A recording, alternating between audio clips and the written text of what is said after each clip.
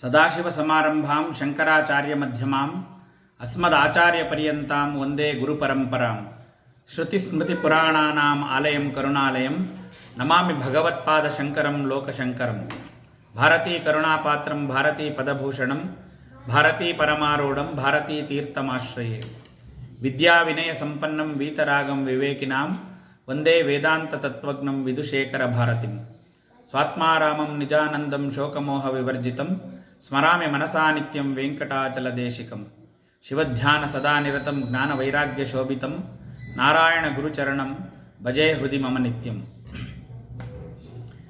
ಭಜೆ ಶ್ರೀಚಕ್ರಮಧ್ಯಸ್ಥ ದಕ್ಷಿಣೋತ್ತರಯೋಃ ಸದಾ ಶ್ಯಾಮಾವಾರ್ತಾಳಿ ಸಂಸೇವ್ಯಾಂ ಭವಾನೀಂ ಲಲಿತಾಂಬಿಕಾಂ.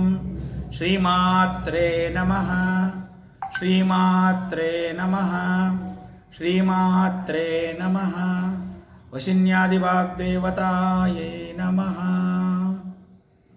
ಎಲ್ಲರಿಗೂ ನಮಸ್ಕಾರ. ನಿನ್ನೆ ನಾವು ಶ್ರೀ ಲಲಿತಾ ಸಹಸ್ರನಾಮ ಸ್ತೋತ್ರ ಮಂತ್ರದ ಒಂದು ಮುಖ್ಯ ಭಾಗ, ಒಂದು ಮುಖ್ಯ ಘಟ್ಟವನ್ನು ನಾವು ಪ್ರವೇಶ ಮಾಡಿದ್ವಿ. ಇದರಲ್ಲಿ ಬಹಳ ಒಂದು ಮುಖ್ಯವಾಗಿರ್ತಕ್ಕಂಥ ಶ್ರೀವಿದ್ಯಾ ಮೂಲ ಮಂತ್ರವನ್ನೊಳಗೊಂಡ ಅದರ ಒಂದು ವಿಶೇಷವನ್ನೊಳಗೊಂಡಂಥ ಮಂತ್ರಗಳ ಆವಿಷ್ಕಾರವನ್ನು ನೋಡ್ತಾ ಬಂದ್ವಿ. ಅದರಲ್ಲಿ ಮುಖ್ಯವಾಗಿ ಧರಾಂದೋಲಿತ ದೀರ್ಘಾಕ್ಷಿ ದರಹಾಸೋಜ್ವಲನ್ಮುಖಿ ಗುರುಮೂರ್ತಿರ್ಗುಣನಿಧಿರ್ ಗೋಮಾತಾ ಗುಹಜನ್ಮಭೂ ಇಲ್ಲಿವರೆಗೂ ಗಕಾರದಿಂದ ಪ್ರಾರಂಭವಾಗ್ತಕ್ಕಂಥ ನಾಮ ವಿಶೇಷಣಗಳನ್ನು, ಅದರಲ್ಲಿ ಬರ್ತಕ್ಕಂಥ ಪೂಜಾ ಔಪಾಸನಾ ರಹಸ್ಯಗಳನ್ನು ನಾವು ಆವಿಷ್ಕಾರ ಮಾಡಿದ್ವಿ. ಇವತ್ತು ಅದರ ಮುಂದುವರಿದ ಭಾಗವಾಗಿ ನಾವು ಅಲ್ಲಿ ಗೋಮಾತಾ ಗುಹಜನ್ಮಭೂವನ್ನು ಪ್ರಸ್ತಾಪ ಮಾಡಬೇಕಾದ್ರೆ, ಗೋಮಾತಾ ಅಂದರೆ ಕಾಮಧೇನು ಸ್ವರೂಪಿಯಾದ ತಾಯಿ, ಕಾಮಧೇನು ಸ್ವರೂಪಿ ಗೋಮಾತೆ, ಮತ್ತು ಗುಹಜನ್ಮಭೂ ಅಂದರೆ ಸುಬ್ರಹ್ಮಣ್ಯ ಸ್ವಾಮಿ ಷಣ್ಮುಖ ಅಂತ ಅರ್ಥವನ್ನು ನೋಡಿದ್ವಿ. ಅದರ ಜೊತೆಗೆ ಅದರಲ್ಲಿ ವಿಶೇಷವಾಗಿ ನಿಕ್ಷೇಪವಾಗಿರ್ತಕ್ಕಂಥ ಒಂದು ಯೋಗಪರವಾದ ಔಪಾಸನಾ ರಹಸ್ಯ ಶಾಂಭವಿ ಮತ್ತು ಷಣ್ಮುಖಿ ಮುದ್ರೆಗಳ ಒಂದು ಅದರಿಂದ ಯಾವ ರೀತಿ ಆ ಕುಂಡಲಿನಿ ಶಕ್ತಿಯನ್ನು ಜಾಗೃತಗೊಳಿಸ್ತಕ್ಕಂಥ ಒಂದು ಎಲ್ಲ ಒಂದು ಔಪಾಸನಾ ಕ್ರಮವನ್ನು ನಿನ್ನೆ ದಿವಸ ನಾವು ನೋಡಿದ್ವಿ. ಇವತ್ತು ಅದರ ಮುಂದುವರಿದ ಭಾಗವಾಗಿ ನಾವು ಒಂದು ವಿಶೇಷವಾದ ನಾಮಗಳನ್ನೊಳಗೊಂಡ ಈ ಒಂದು ಭಾಗಕ್ಕೆ ನಾವು ಇವತ್ತು ಪ್ರವೇಶ ಮಾಡ್ತಾ ಇದ್ದೀವಿ. ದೇವೇಶಿ ದಂಡನೀತಿಸ್ಥ ಧಾರಾಕಾಶ ರೂಪಿಣಿ, ಬಹಳ ವಿಶೇಷವಾದ ನಾಮ. ಪ್ರತಿಪನ್ಮುಖ್ಯರಾಕಾಂತ ತಿಥಿಮಂಡಲ ಪೂಜಿತ. ಇಲ್ಲಿ ದೇವೇಶಿ ಇದು ಆ ಷೋಡಶಾಕ್ಷರಿ ಮಂತ್ರ ಅನುಷ್ಠಾನದ ಮುಂದುವರಿದ ಭಾಗವೇ. ನಿನ್ನೆ ನಾವು ಏನು ವಿಚಾರಗಳನ್ನು ಮಾಡಿದ್ವಿ ಅದೇ ಒಂದು ಹಿನ್ನೆಲೆಯಲ್ಲೇ ನಾವು ಇದನ್ನೆಲ್ಲ ಗ್ರಹಿಸ್ತಾ ಹೋಗಬೇಕು. ದೇವೇಶಿ ಅಂದರೆ ಬಹಳ ಸರಳ, ದೇವತೆಗಳಿಗೆ ಒಡೆಯಳು, ದೇವತೆಗಳಿಗೆ ಈಶ ಯಾರು ಅವರು ದೇವೇಶಿ, ದೇವತೆಗಳಿಗೆ ಒಡೆಯಳು ಈ ತಾಯಿ ಅಂತ. ಹಾಗಾದರೆ ದೇವತೆಗಳು ಅಂದರೆ ಯಾವುದು, ಆ ದೇವತಾ ಲಕ್ಷಣ ಅಂದರೆ ಏನು ಅಂತ ಬಹಳ ಸರಳ ಇದೆ. ದೇವತಾ ಲಕ್ಷಣ ಏನಪ್ಪ ಅಂತಂದರೆ ದಿವ್ಯತೆ ಕ್ರೀಡತೆ ಯಸ್ಮಾತ್ ದ್ಯೋತತೆ ರೋಚತೆ ದಿವಿಃ ತಸ್ಮಾತ್ ದೇವ ಇತಿ ಪ್ರೋಕ್ತ ಸ್ತೂಯತೆ ಸರ್ವದೇವತಾ ಅಂತ ನಿರ್ವಚನ ಹೇಳುತ್ತೆ. ಬಹಳ ಅದ್ಭುತವಾಗಿ ದೇವೇಶಿ ನಾಮಕ್ಕೆ, ಅದರಲ್ಲೂ ದೈವ, ಆ ದೈವತ್ವ ಯಾವ ರೀತಿ ಇರುತ್ತೆ ಅನ್ನಕ್ಕೆ.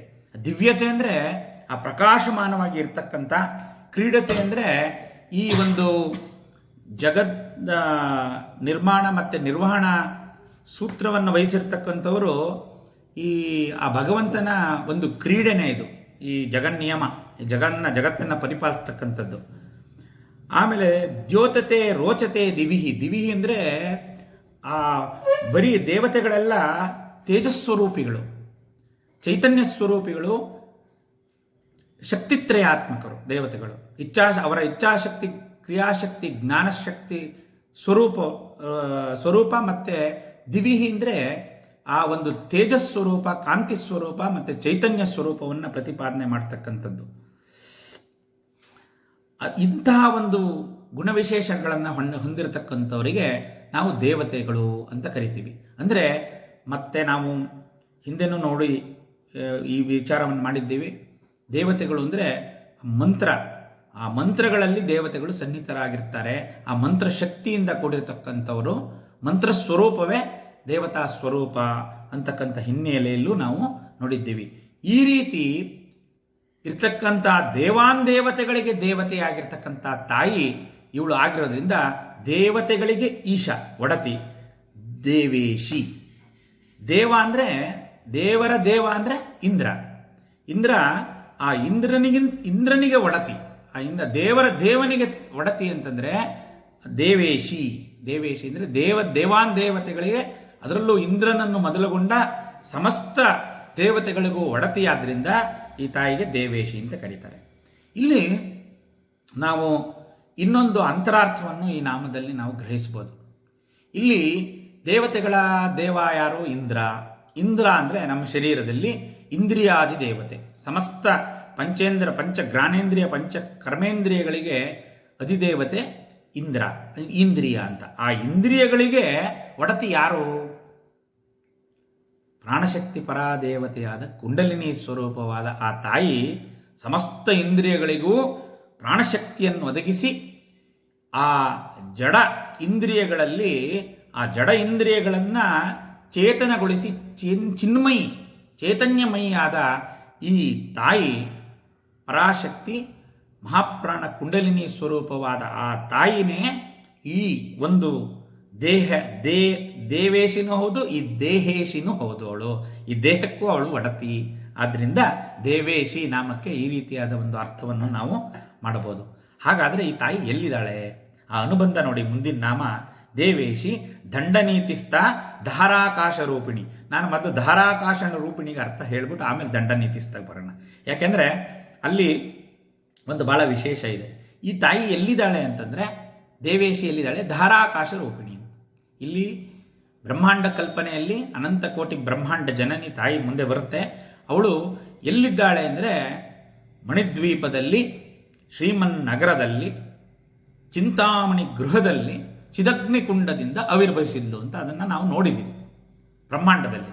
ಇನ್ನು ಈ ಪಿಂಡಾಂಡದಲ್ಲಿ ಯಾವ ಥರ ಇದ್ದಾಳೆ ಆ ತಾಯಿ ಈ ಶರೀರ ನಿರ್ವಹಣೆ ಮಾಡ್ತಾ ಅಂತ ನೋಡಿದರೆ ಧಾರಾಕಾಶ ಅಂತಂದರೆ ಆ ಹೃದಯಾಕಾಶ ರೂಪಿಣಿ ಅಂತ. ಈ ಹೃದಯಾಕಾಶವೇ ಧಾರಾಕಾಶ. ಇಲ್ಲಿ ಶ್ರೀಚಕ್ರಪರವಾದ ಅರ್ಥನೂ ಬರುತ್ತೆ. ಶ್ರೀಚಕ್ರ ಬಿಂದು ಮಧ್ಯಸ್ಥಳಾಗಿ ಆ ನವಾವರಣಗಳ ಮಧ್ಯದಲ್ಲಿ ಈ ತಾಯಿ ಬಿಂದು ಸ್ವರೂಪಿಣಿಯಾಗಿ ಆ ತ್ರಿಕುಟ ಆ ಮೂರು ತ್ರಿಕೋಣಗಳ ಮಧ್ಯದಲ್ಲಿ ತ್ರಿಕೋಣಾಂತರ ದೀಪಿಕಾ ಅಂತಕ್ಕಂಥ ನಾಮನ ನನ್ನ ನಾವು ನೋಡಿದ್ವಿ. ಆ ಥರ ತ್ರಿಕೋಣ ಮಧ್ಯಗತಳಾಗಿ ಈ ತಾಯಿ ಅದೇ ಧಾರಾಕಾಶ ರೂಪಿಣಿ. ಇಲ್ಲಿ ಧಾರಾಕಾಶ ಅಂತಂದರೆ ಹೃದಯಾಕಾಶ ಅಂತ ಹೇಳಿದೆ. ಅಂದರೆ ಇಲ್ಲಿ ನಾವು ನಿನ್ನೆ ಹೇಳಿದಂಥ ಸಮನ್ವಯನೇ, ಕಲಶದಲ್ಲಿರುವ ಗಂಗೆ ಆ ಜಲದಂತೆ ಹೃದಯದಲ್ಲಿ ಇದ್ದಾಳೆ ಅಂತ. ಇಲ್ಲಿ ಹೃದಯನ ಯಾಕೆ ಹೇಳ್ತಾರೆ ಅಂದರೆ, ಜಲವೇ ಮುಖ್ಯ, ಅಲ್ಲಿರ್ತಕ್ಕಂಥ ಜೀವ ಜಲವೇ ನಮಗೆ ಮುಖ್ಯವಾಗಿರ್ತಕ್ಕಂಥದ್ದು. ಆ ಜಲವನ್ನು ಧಾರಣೆ ಮಾಡಿರ್ತಕ್ಕಂಥ ಒಂದು ಕಲಶ ಏನಿದೆ ಅದು ನಿಮಿತ್ತ ಮಾತ್ರ. ಆದರೆ ಕಲಶ ಇರುವುದರಿಂದಲೇ ಆ ಜಲನ ಸಂಗ್ರಹ ಮಾಡಿ ಸಂರಕ್ಷಣೆ ಮಾಡಿ ಅದನ್ನು ವ್ಯವಸ್ಥಿತವಾಗಿ ನಮಗೆ ತಲುಪ್ತಕ್ಕಂಥ ಔಪಾದಿ. ಹಾಗಾಗಿ ನಾವು ಕಲಶವನ್ನು ಆರಾಧನೆ ಮಾಡ್ತೀವಲ್ಲ, ಅದೇ ರೀತಿ ಆ ಇಡೀ ದೇಹದ 72,000 ನಾಡಿಗಳಲ್ಲಿ ಸ್ಥೂಲ ದೇಹದ ಒಳಗೆ ಮತ್ತು ಅದರಿಂದ ಹೊರಗೆ ವಿಸ್ತೃತವಾಗಿರ್ತಕ್ಕಂಥ ಸೂಕ್ಷ್ಮ ದೇಹ ಕಾರಣ ದೇಹಗಳಲ್ಲೂ ಸಹ ಪ್ರಾಣಶಕ್ತಿ ಪರ ಕುಂಡಲಿನಿ ಸಂಚಾರ ಮಾಡ್ತಾ ಅದನ್ನು ಎಲ್ಲ ತನ್ನ ಒಂದು ಚೈತನ್ಯದಿಂದ ಚೈತನ್ಯಮಯವಾಗಿ ಇಟ್ಟಿರ್ತಕ್ಕಂಥ ತಾಯಿ ಅವಳು. ಅದೆಲ್ಲ ವ್ಯಾಪಿಸಿದ್ರೂ ಅದಕ್ಕೊಂದು ಜಾಗ ಅಂತ ಇರಬೇಕಲ್ಲ. ಈಗ ಹೇಗೆ ಇಡೀ ಗಂಗಾ ಜಲವನ್ನು ನಾವು ಒಂದು ಬಿಂದಿಗೆಯಲ್ಲಿ ಕಲಶದಲ್ಲಿ ತರ್ತೀವಿ, ಆ ಥರ ಅದಕ್ಕೊಂದು ಜಾಗ ಇರಬೇಕಲ್ಲ. ಅದು ಎಲ್ಲಿ ಅಂದರೆ ಅದು ಆ ಹೃದಯದಿಂದ ಆ ಹೃದಯ ಸ್ಥಾನದಿಂದ ಎಲ್ಲ ಎಲ್ಲ ಕಡೆಗೆ ಹರಡಿಬಿಟ್ಟಿದೆ. ಆ ಕಿರಣಗಳು ಅಲ್ಲಿಂದ ಎಲ್ಲ ಪಸರಿಸಿವೆ. ಆ ಸ್ಥಾನನ ಮುಖ್ಯವಾಗಿ ಇಲ್ಲಿ ಗುರುತಿಸಿ ಧಾರಾಕಾಶ ರೂಪಿಣಿ ಅಂದರೆ ಹೃದಯ ಸ್ಥಾನ, ಆ ದೇವೇಶಿಯಾದ ಈ ತಾಯಿ ಧಾರಾಕಾಶದಲ್ಲಿ ಅವಳನ್ನ ಧ್ಯಾನಿಸಬೇಕು ಅಂತ ಉಪಾಸನ ಒಂದು ಲಕ್ಷಣವನ್ನು ಈ ನಾಮದಲ್ಲಿ ಹೇಳಿದ್ದಾರೆ. ಅಂದರೆ ನಾದಬಿಂದು ಕಳಾತೀತವಾದ ಆ ತಾಯಿ ಧಾರಾಕಾಶ ರೂಪಿಣಿ, ಆ ಧಾರಾಕಾಶದಲ್ಲಿ ಅಂತರ್ಗತವಾಗಿ ಇದ್ದಾಳೆ. ಈಗ ನಾವು ದಂಡ ನೀತಿಸ್ತಾಗ ಬರೋಣ. ಈ ರೀತಿ ಒಂದು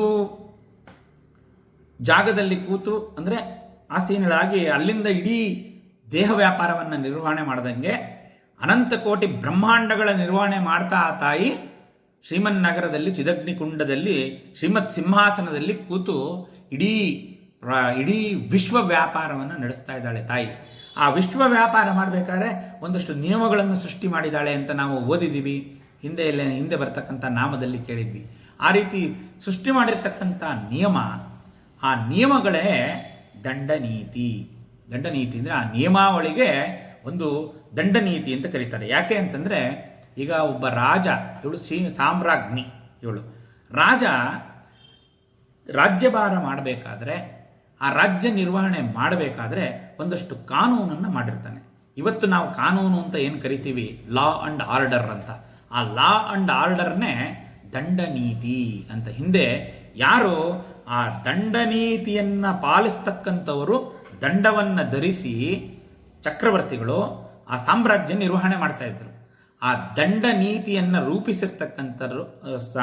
ರೂಪಿಸ್ತಿರ್ತಕ್ಕಂಥ ರಾಜರುಗಳು ಆ ನಿಯಮ ಪಾಲನೆ, ಒಂದು ನಿಯಮವನ್ನು ಮಾಡಿ ಆ ನಿಯಮವನ್ನು ಪಾಲನೆ ಮಾಡೋದಕ್ಕೆ ಒಂದು ದಂಡವನ್ನು ಧರಿಸ್ತಾ ಇದ್ರು.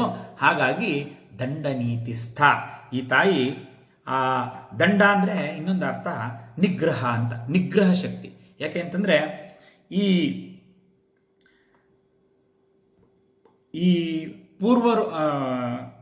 ಪೂರ್ವರೂಪ ಕೃತಂ, ನಮ್ಮ ದೇಹಕ್ಕೆ ಹೋಲಿಸ್ಕೊಂಡ್ರೆ ಪೂರ್ವಜನ್ಮ ಕೃತಂ ಪಾಪಂ ವ್ಯಾಧಿರೂಪೇಣ ಬಾಧ್ಯತೆ, ವ್ಯಾಧಿರೂಪವಾಗಿ ನಮಗೆ ಬಾಧಿಸುತ್ತೆ ಅಂತ. ಅದನ್ನೇ ಪೂರ್ವರೂಪ ಕೃತಂ ಪಾಪಂ ವ್ಯಾಧಿರೂಪೇಣ ಅಂದರೆ ದಂಡರೂಪೇಣ ಬಾಧ್ಯತೆ ಅಂತ. ನಮಗೆ ಯಾವ ರೀತಿ ಆ ಕರ್ಮಗಳು ನಮಗೆ ಬಾಧಿಸ್ತವೆ ಅಂತ. ದಂಡ ನೀತಿಸ್ಥ ಅಂದರೆ ಇಲ್ಲಿ 4 ಥರ ದಂಡ ಹೇಳ್ತಾರೆ. ಸಾಮ, ದಾನ, ಭೇದ, ದಂಡ. ಅದಕ್ಕೆ ಒಂದು ಕೀರ್ತನೆನೇ ಇದೆ, ಸರಸ ಸಾಮ ದಾನ ಭೇದ ದಂಡ ಚತುರ. ಇಲ್ಲಿ ಸಾಮ, ದಾನ ಮತ್ತು ಭೇದ ಆದಮೇಲೆ ಕೊನೆಯದು ಅಸ್ತ್ರ ದಂಡ ಅಂತ. ಅಂದರೆ ಸಾಮದಿಂದ ಅವರಿಗೆ ಸಮನ್ವಯ ಮಾಡಿ ಹೇಳಿ ಸಾಮ, ದಾನ ಮತ್ತು ಭೇದೋಪಾಯಗಳನ್ನೆಲ್ಲ ಮಾಡಿ ಅವರು ಒಪ್ಪದೇ ಇದ್ದರೆ ಕೊನೆಗೆ ದಂಡ ನೀತಿಸ್ಥ. ದಂಡದಿಂದ ಅವರಿಗೆ ದಂಡಂ ದಶಗುಣಂ ಭವೇತ್ ಅಂತ ಇದೆ. ಆ ರೀತಿ ದಂಡದಿಂದ ಅವ್ರನ್ನ ನಿರ್ಗ್ರಹಿಸ್ತಾಳೆ ಆ ತಾಯಿ. ಅದರಿಂದ ದಂಡ ನೀತಿಸ್ಥ ಅಂತ. ಇಲ್ಲಿ ದಂಡ ಅಂದರೆ ನಿಗ್ರಹ ಅಂದರೆ ಶಕ್ತಿ. ಯಾನನ್ನು ನಿಗ್ರಹಿಸ್ತಾಳೆ ಅಂದರೆ ಅಜ್ಞಾನ ನಿವಾರಣೆ. ದಂಡನೀತಿ ಅಂದರೆ ಇಲ್ಲಿ ಶಾಸ್ತ್ರ ಅಂತ. ಈ ವೇದ ಉಪನಿಷತ್ಗಳು ಶ್ರುತಿ ಸ್ಮೃತಿ ಅಂತ ನಾವು ಮೊನ್ನೆ ದಿವಸ ನೋಡಿದ್ವಿ. ಆ ಶ್ರುತಿ ಸ್ಮೃತಿಗಳನ್ನು ಅದರಲ್ಲೇ ದಂಡನೀತಿ ಇರ್ತಕ್ಕಂಥದ್ದು. ಅದನ್ನು ನಮ್ಮ ಪ್ರಪಂಚ ನಿರ್ವಹಣೆಗಾಗಿ ನಮಗೋಸ್ಕರ ಅಮ್ಮನವರು ಮಾಡಿರ್ತಕ್ಕಂಥ ಶಾಸನ, ಅದೇ ಶ್ರುತಿ ಸ್ಮೃತಿ ಅಂದರೆ ವೇದ ಶಾಸ್ತ್ರಗಳು, ಅದೇ ದಂಡನೀತಿ. ಅದನ್ನು ಯಾವ ರೀತಿ ನಿವಾರಣೆ ಮಾಡ್ಕೋಬೇಕು ಅಂದರೆ ಆ ದಂಡ ನೀತಿಸ್ಥ ಅಂದರೆ ಆ ಅಜ್ಞಾನ ಶಕ್ತಿಗಳೇ ನಮ್ಮನ್ನು ಬಾಧಿಸುತ್ತೆ. ಅದೇ ಪೂರ್ವಜನ್ಮ ಕೃತಂ ಪಾಪಂ ದಂಡರೂಪೇಣ ಅಥವಾ ವ್ಯಾಧಿ ರೂಪೇಣ ಬಾಧ್ಯತೆ ನಮ್ಮನ್ನೆಲ್ಲ ಬಾಧಿಸ್ತಾ ಇದ್ದಾವೆ. ಆ ಅಜ್ಞಾನ ಶಕ್ತಿಗಳನ್ನು ನಿಗ್ರಹಿಸ್ತಕ್ಕಂಥ ಶಕ್ತಿ ಆ ತಾಯಿಗಿರೋದ್ರಿಂದ ದಂಡನೀತಿಸ್ಥ. ಆ ದೇವೇಶಿ ದಂಡನೀತಿಸ್ಥ ಧಾರಾಕಾಶ ರೂಪಿಣಿ. ಆ ಅನುಬಂಧ ನೋಡಬೇಕು, ಬಹಳ ಮುಖ್ಯ. ಇಲ್ಲಿ ಉಪಾಸನಾ ಲಕ್ಷಣವೂ ಇದೆ, ಮತ್ತು ಇಲ್ಲಿ ನಾಮ ಮತ್ತು ಅಮ್ಮನವರ ಒಂದು ವಿರಾಟ್ ವಿಗ್ರಹ ರೂಪ ವರ್ಣನೂ ಇದರಲ್ಲಿ ಬರುತ್ತೆ. ಇಲ್ಲಿ ದೇವಿ ಪುರಾಣದಲ್ಲಿ ಒಂದು ಮಾತು ಬರುತ್ತೆ, ನಯಾನಯ ಬೋಧಕ ವಿದ್ಯಾ ಇತಿ ದಂಡನೀತಿ. ದಂಡನೀತಿಗೆ ನಿರ್ವಚನ ನಯಾನಯ ಬೋಧಕ ವಿದ್ಯಾ ಇತಿ ದಂಡನೀತಿ. ನಯಾನಯ ಬೋಧಕ ಯಾವುದು? ನಯ ಅಂದರೆ ಯಾವುದು? ಒಂದು ನಯ ಅಂದರೆ ಒಳ್ಳೆ ನಯವಾಗಿರ್ತಕ್ಕಂಥದ್ದು. ಅನಯ ಅಂತ, ನಯಾನಯ ಅಂದರೆ ನಯ ಮತ್ತು ಅನಯ ಅಂತ. ಅಂದರೆ ಒಂದಷ್ಟು ಮಾರ್ಗಗಳು, ಒಳ್ಳೆ ಮಾರ್ಗಗಳು, ಒಂದಷ್ಟು ಕೆಟ್ಟ ಮಾರ್ಗ ಇರುತ್ತೆ. ಈ ಒಂದಷ್ಟು ಒಳ್ಳೆ ಮಾರ್ಗ, ಒಂದಷ್ಟು ಕೆಟ್ಟ ಮಾರ್ಗ, ಅದನ್ನೇ ಧರ್ಮ. ಒಳ್ಳೆ ಮಾರ್ಗಗಳನ್ನೆಲ್ಲ ನಾವು ಧರ್ಮ ಅಂದರೆ, ಕೆಟ್ಟ ಮಾರ್ಗಗಳನ್ನೆಲ್ಲ ಅಧರ್ಮ ಅಂತಕ್ಕಂಥದ್ದು, ಅದನ್ನೇ ಪಾಪ ಪುಣ್ಯ ಅಂತಕ್ಕಂಥದ್ದು. ಈ ರೀತಿ ನಾವು ವಿಶ್ಲೇಷಣೆ ಮಾಡ್ಕೊಂಡು ಹೋದರೆ ಆ ನಯಾನಯ ಬೋಧಕ, ಧರ್ಮಾಧರ್ಮಗಳನ್ನು ಬೋಧಿಸುವ, ಒಳ್ಳೆ ಮಾರ್ಗ ಮತ್ತು ಕೆಟ್ಟ ಮಾರ್ಗಗಳನ್ನು ಬೋಧಿಸ್ತಕ್ಕಂಥ ವಿದ್ಯೆನೇ ದಂಡನೀತಿ.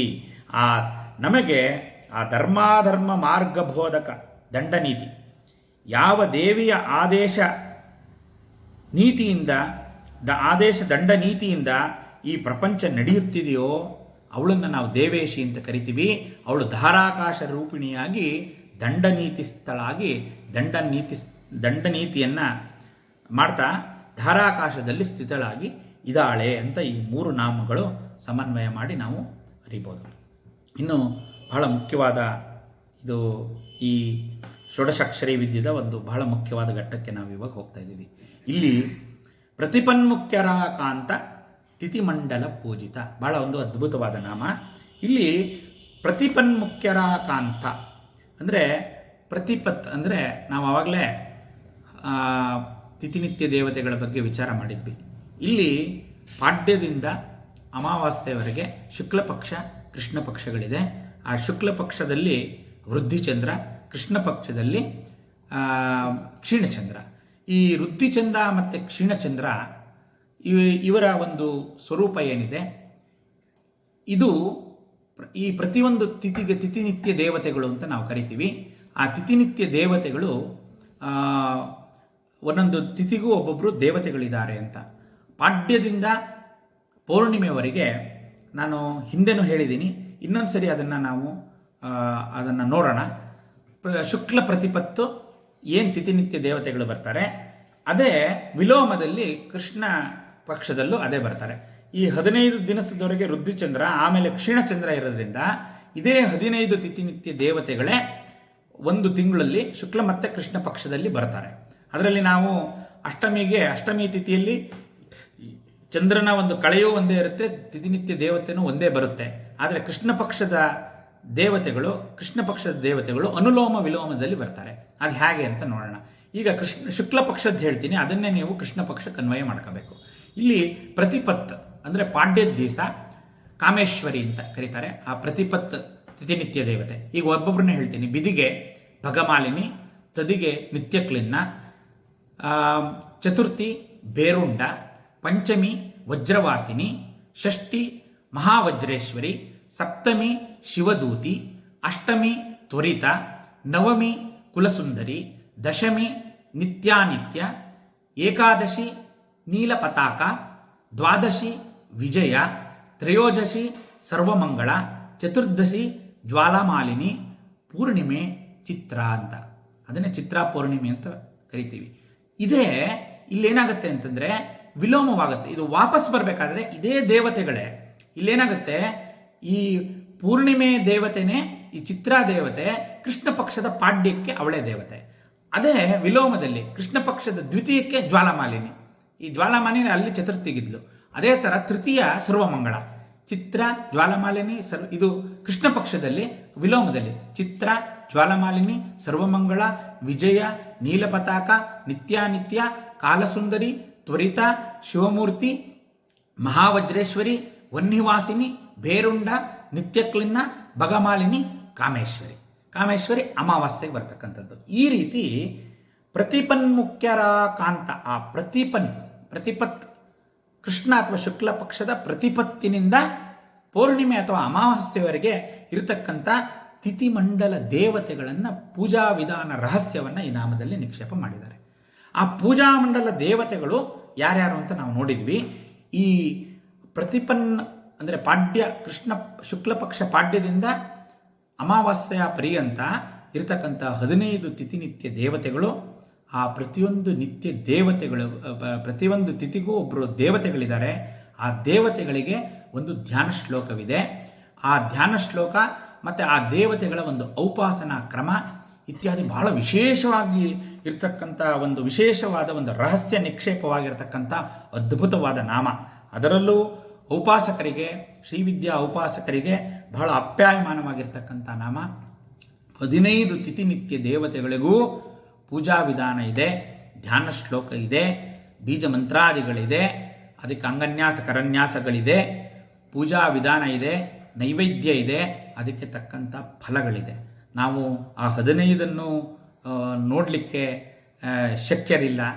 ಅದರಲ್ಲಿ ಒಂದನ್ನು ಯಾವುದನ್ನಾದರೂ ಉದಾಹರಣೆಯಾಗಿ ನಾವು ಒಂದು ತಿಥಿ ದೇವತೆಯ ವಿಚಾರವನ್ನು ನೋಡುವಂಥ ಪ್ರಯತ್ನ. ಯಾಕೆ ಅಂತಂದರೆ ಅಷ್ಟು ಅದ್ಭುತವಾಗಿದೆ ಅಂತ ನಾವು ತಿಳ್ಕೊಳ್ಳೋದಕ್ಕೋಸ್ಕರ. ಉದಾಹರಣೆಗೆ ನಾನಿವತ್ತು ಆ ಕಾಮೇಶ್ವರಿ ತಿಥಿನಿತ್ಯ ದೇವತೆ, ಆ ಕಾಮೇಶ್ವರಿಯ ಒಂದು ಧ್ಯಾನ ಶ್ಲೋಕ ನನಗೆ ಲಭ್ಯ ಇದೆ. ಅದನ್ನು ಇವತ್ತು ನಾನು ಒಂದು ತಮ್ಮಲ್ಲಿ ಹಂಚಿಕೊಳ್ಳುವಂಥ ಒಂದು ಪ್ರಯತ್ನ ಮಾಡ್ತೀನಿ.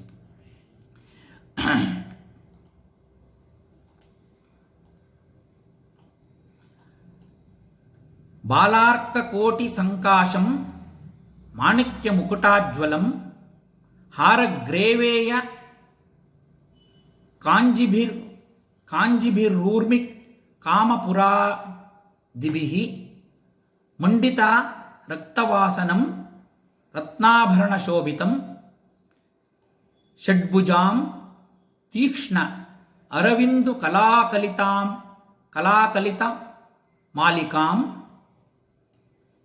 ಪಂಚಾಷ್ಟಷೋಡಶದ್ವಂದ್ವ ಷಟ್ಕೋಣ ಚತುರಸ್ರಾಗ್ರಾಂ ಮಂದಸ್ಮಿತ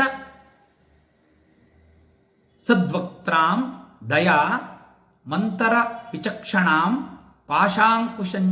ಪಾಶಾಂಕುಶೌ ಚ ಪುಂಡ್ರೇಕ್ಷು ಚಾಪ ಪುಷ್ಪಶೀಲಿ ಮುಖಂ ರತ್ನಪಾತ್ರಂ ಸಿಂಧುಪೂರ್ಣಂ ವರದಂ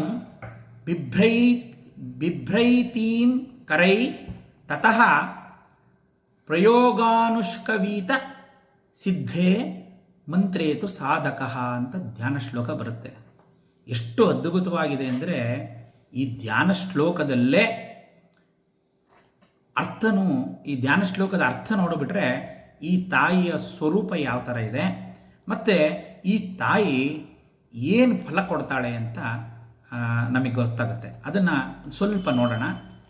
ಅಸಂಖ್ಯಾತ ಬಾಲಸೂರ್ಯರಂತೆ ಹೊಳೆಯುತ್ತಿರುವ ಮಾಣುಕ್ಯದ ಕಿರೀಟದಿಂದ ಶೋಭಿತೆಯಾಗಿ ಹಾರ, ಡಾಬು, ಉಂಗುರ ಮುಂತಾದವುಗಳಿಂದ ಅಲಂಕೃತಗೊಂಡು ಕೆಂಪು ವಸ್ತ್ರದಿಂದ ಶೋಭಿಸುತ್ತಿರುವ ರತ್ನಖಚಿತ ಆಭರಣಗಳನ್ನು ಧರಿಸಿ 8 ಭುಜಗಳು, 3 ಕಣ್ಣು ಹಾಗೂ ಚಂದ್ರಕಲೆಯಿಂದ ಆವರಿಸಿರುವ ಶಿರಸ್ಸನ್ನು ಹೊಂದಿ 5, 8, 16 ಮತ್ತು 2 ದಳ ಮತ್ತು 6 ಕೋನಗಳನ್ನೊಳಗೊಂಡ ಚತುರಸ್ರ ಮಂಡಲದಲ್ಲಿ ಮಂದಹಾಸ ಮುಖದಿಂದ ವಿರಾಜಿಸುತ್ತಾ ದಯಾಭೂತ ದೃಷ್ಟಿಯುಳ್ಳವಳಾಗಿ ಕರಗಳಲ್ಲಿ ಪಾಶ, ಅಂಕುಶ, ಪುಂಡ್ರ, ಕಬ್ಬಿನ ಜಲ್ಲೆಯ ಕಾಮನ ಬಿಲ್ಲು, ಪುಷ್ಪಬಾಣ, ರತ್ನ ತುಂಬಿದ ಪಾತ್ರೆ, ವರದ ಮುದ್ರೆಯಿಂದ ಶೋಭಾಯಮಾನಳಾದ ಕಾಮೇಶ್ವರಿಯನ್ನು ಧ್ಯಾನಿಸುತ್ತೇನೆ ಅಂತ ಅದ್ಭುತವಾಗಿ ಈ ಮಂತ್ರ ಹೇಳುತ್ತೆ.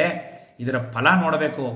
ಯಾವುದೇ ಒಂದು ಮಂತ್ರ ಸಿದ್ಧಿಯಾಗಬೇಕು ಅಂತಂದರೆ ಆ ಮಂತ್ರ ಸಿದ್ಧಿಯನ್ನು ಕೊಡ್ತಕ್ಕಂಥ ಫಲದಾಯಿನಿ ಆ ತಾಯಿ ತಿಥಿನಿತ್ಯ ದೇವತೆಯಲ್ಲೊಬ್ಬಳಾದ ಕಾಮೇಶ್ವರಿಗೆ ನಮಸ್ಕಾರವನ್ನು ಮಾಡ್ತಾ ನಾವು ಮುಂದಿನ ನಾಮಪ್ರಮೇಶ ಮಾಡೋಣ. ಏನಕ್ಕೆ ಅಂದರೆ ಈ ಥರ ಇಷ್ಟೊಂದು ದೊಡ್ಡ ಪೂಜಾ ವಿಧಾನ ಇತ್ಯಾದಿಗಳಿಂದ ಒಳಗೊಂಡಿರ್ತಕ್ಕಂಥ ಈ ಶ್ರೀವಿದ್ಯಾ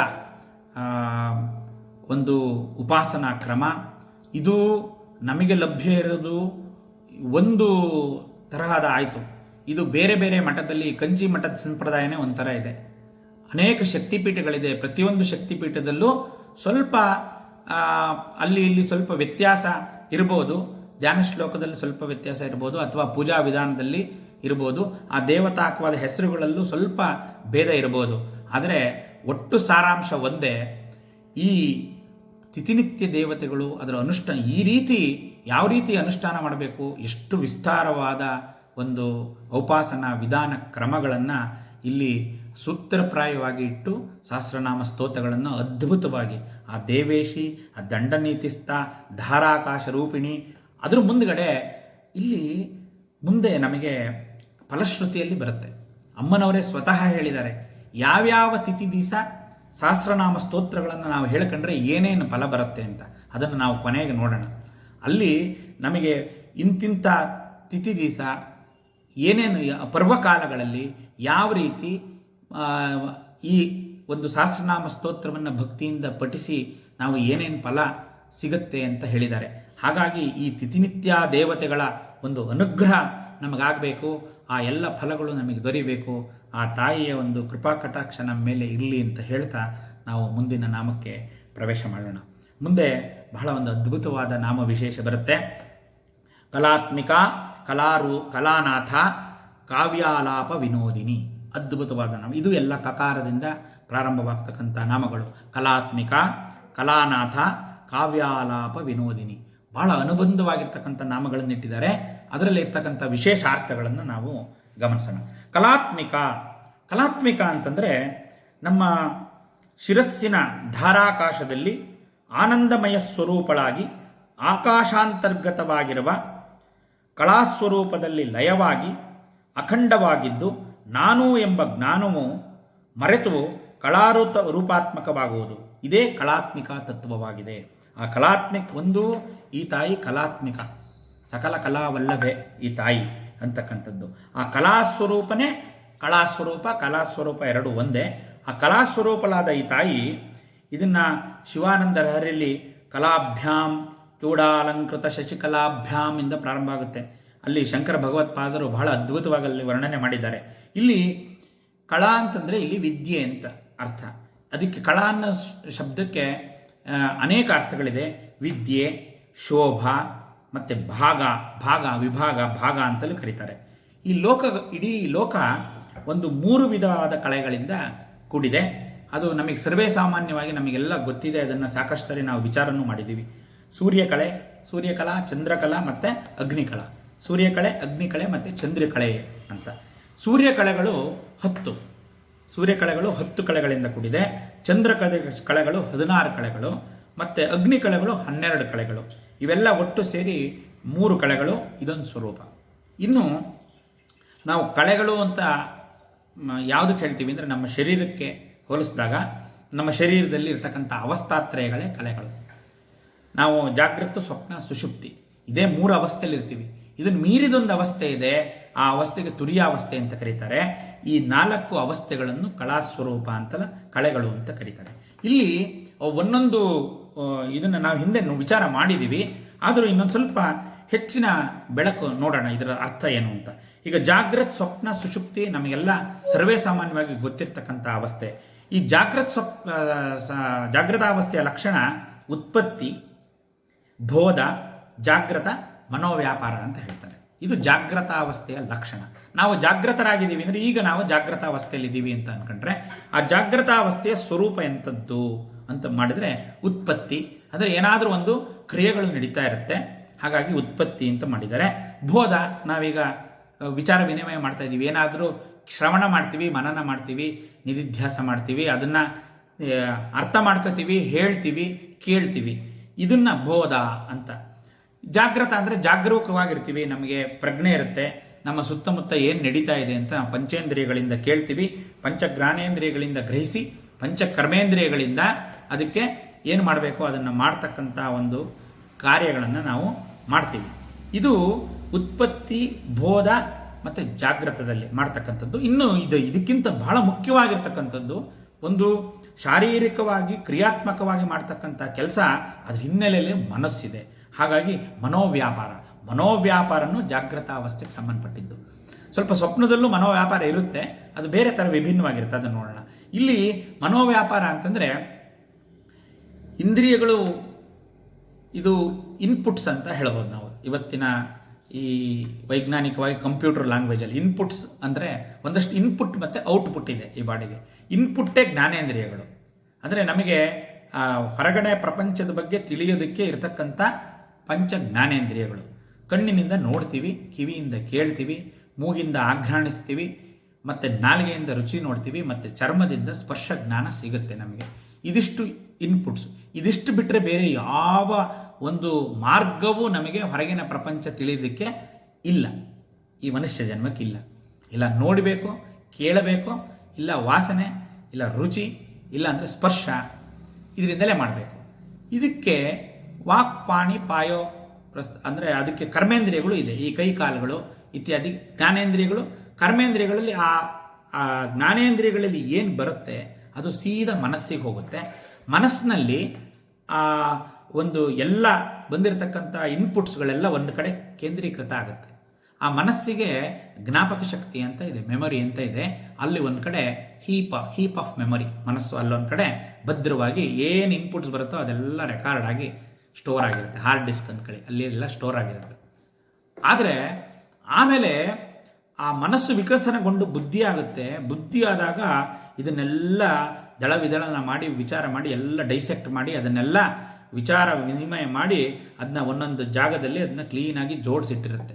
ಇದಿಷ್ಟು ವ್ಯಾಪಾರ ನಮಗೆ ಜಾಗೃತದಲ್ಲಿ ನಡೆಯುತ್ತೆ. ಇನ್ನು ಎರಡನೇ ಅವಸ್ಥೆ ಸ್ವಪ್ನ. ಇದರಲ್ಲಿ ಅಭಿಲಾಷ, ಭ್ರಮೆ, ಚಿಂತ ಮತ್ತು ವಿಷಯ ವಾಂಛ ಇದಿಷ್ಟು ಕೃತ್ಯಗಳು ಸ್ವಪ್ನದಲ್ಲಿ ನಡೆಯುತ್ತೆ. ಅಭಿಲಾಷ ಅಂದರೆ ನಮ್ಮ ಒಂದು ಮನೋಭಿಲಾಷೆ ಏನಿದೆ, ಅವ್ಯಕ್ತವಾಗಿರ್ತಕ್ಕಂಥ ಮನೋಭಿಲಾಷೆಗಳು ಸ್ವಪ್ನದಲ್ಲೇ ಅಭಿವ್ಯಕ್ತವಾಗುತ್ತೆ. ಯಾಕೆಂದರೆ ಸ್ವಪ್ನಾವಸ್ಥೆಯಲ್ಲಿ ಅದೇ ನೋಡಿರಬೇಕು, ನಾವು ಏನನ್ನು ಚಿಂತನೆ ಮಾಡ್ತಾ ಇರ್ತೀವಿ ಅದಕ್ಕೆ ಅದಕ್ಕೆ ಹೊಂದುವಂಥ ವಿಚಾರಗಳೇ ನಮ್ಮ ಮನಸ್ಸಿನಲ್ಲಿ. ಮುಖ್ಯವಾಗಿ ನಮ್ಮ ಅಭಿಲಾಷೆ ಏನಿರುತ್ತೆ ಅದರ ಮೇಲೆ ಸ್ವಪ್ನ ನಿಂತಿದೆ.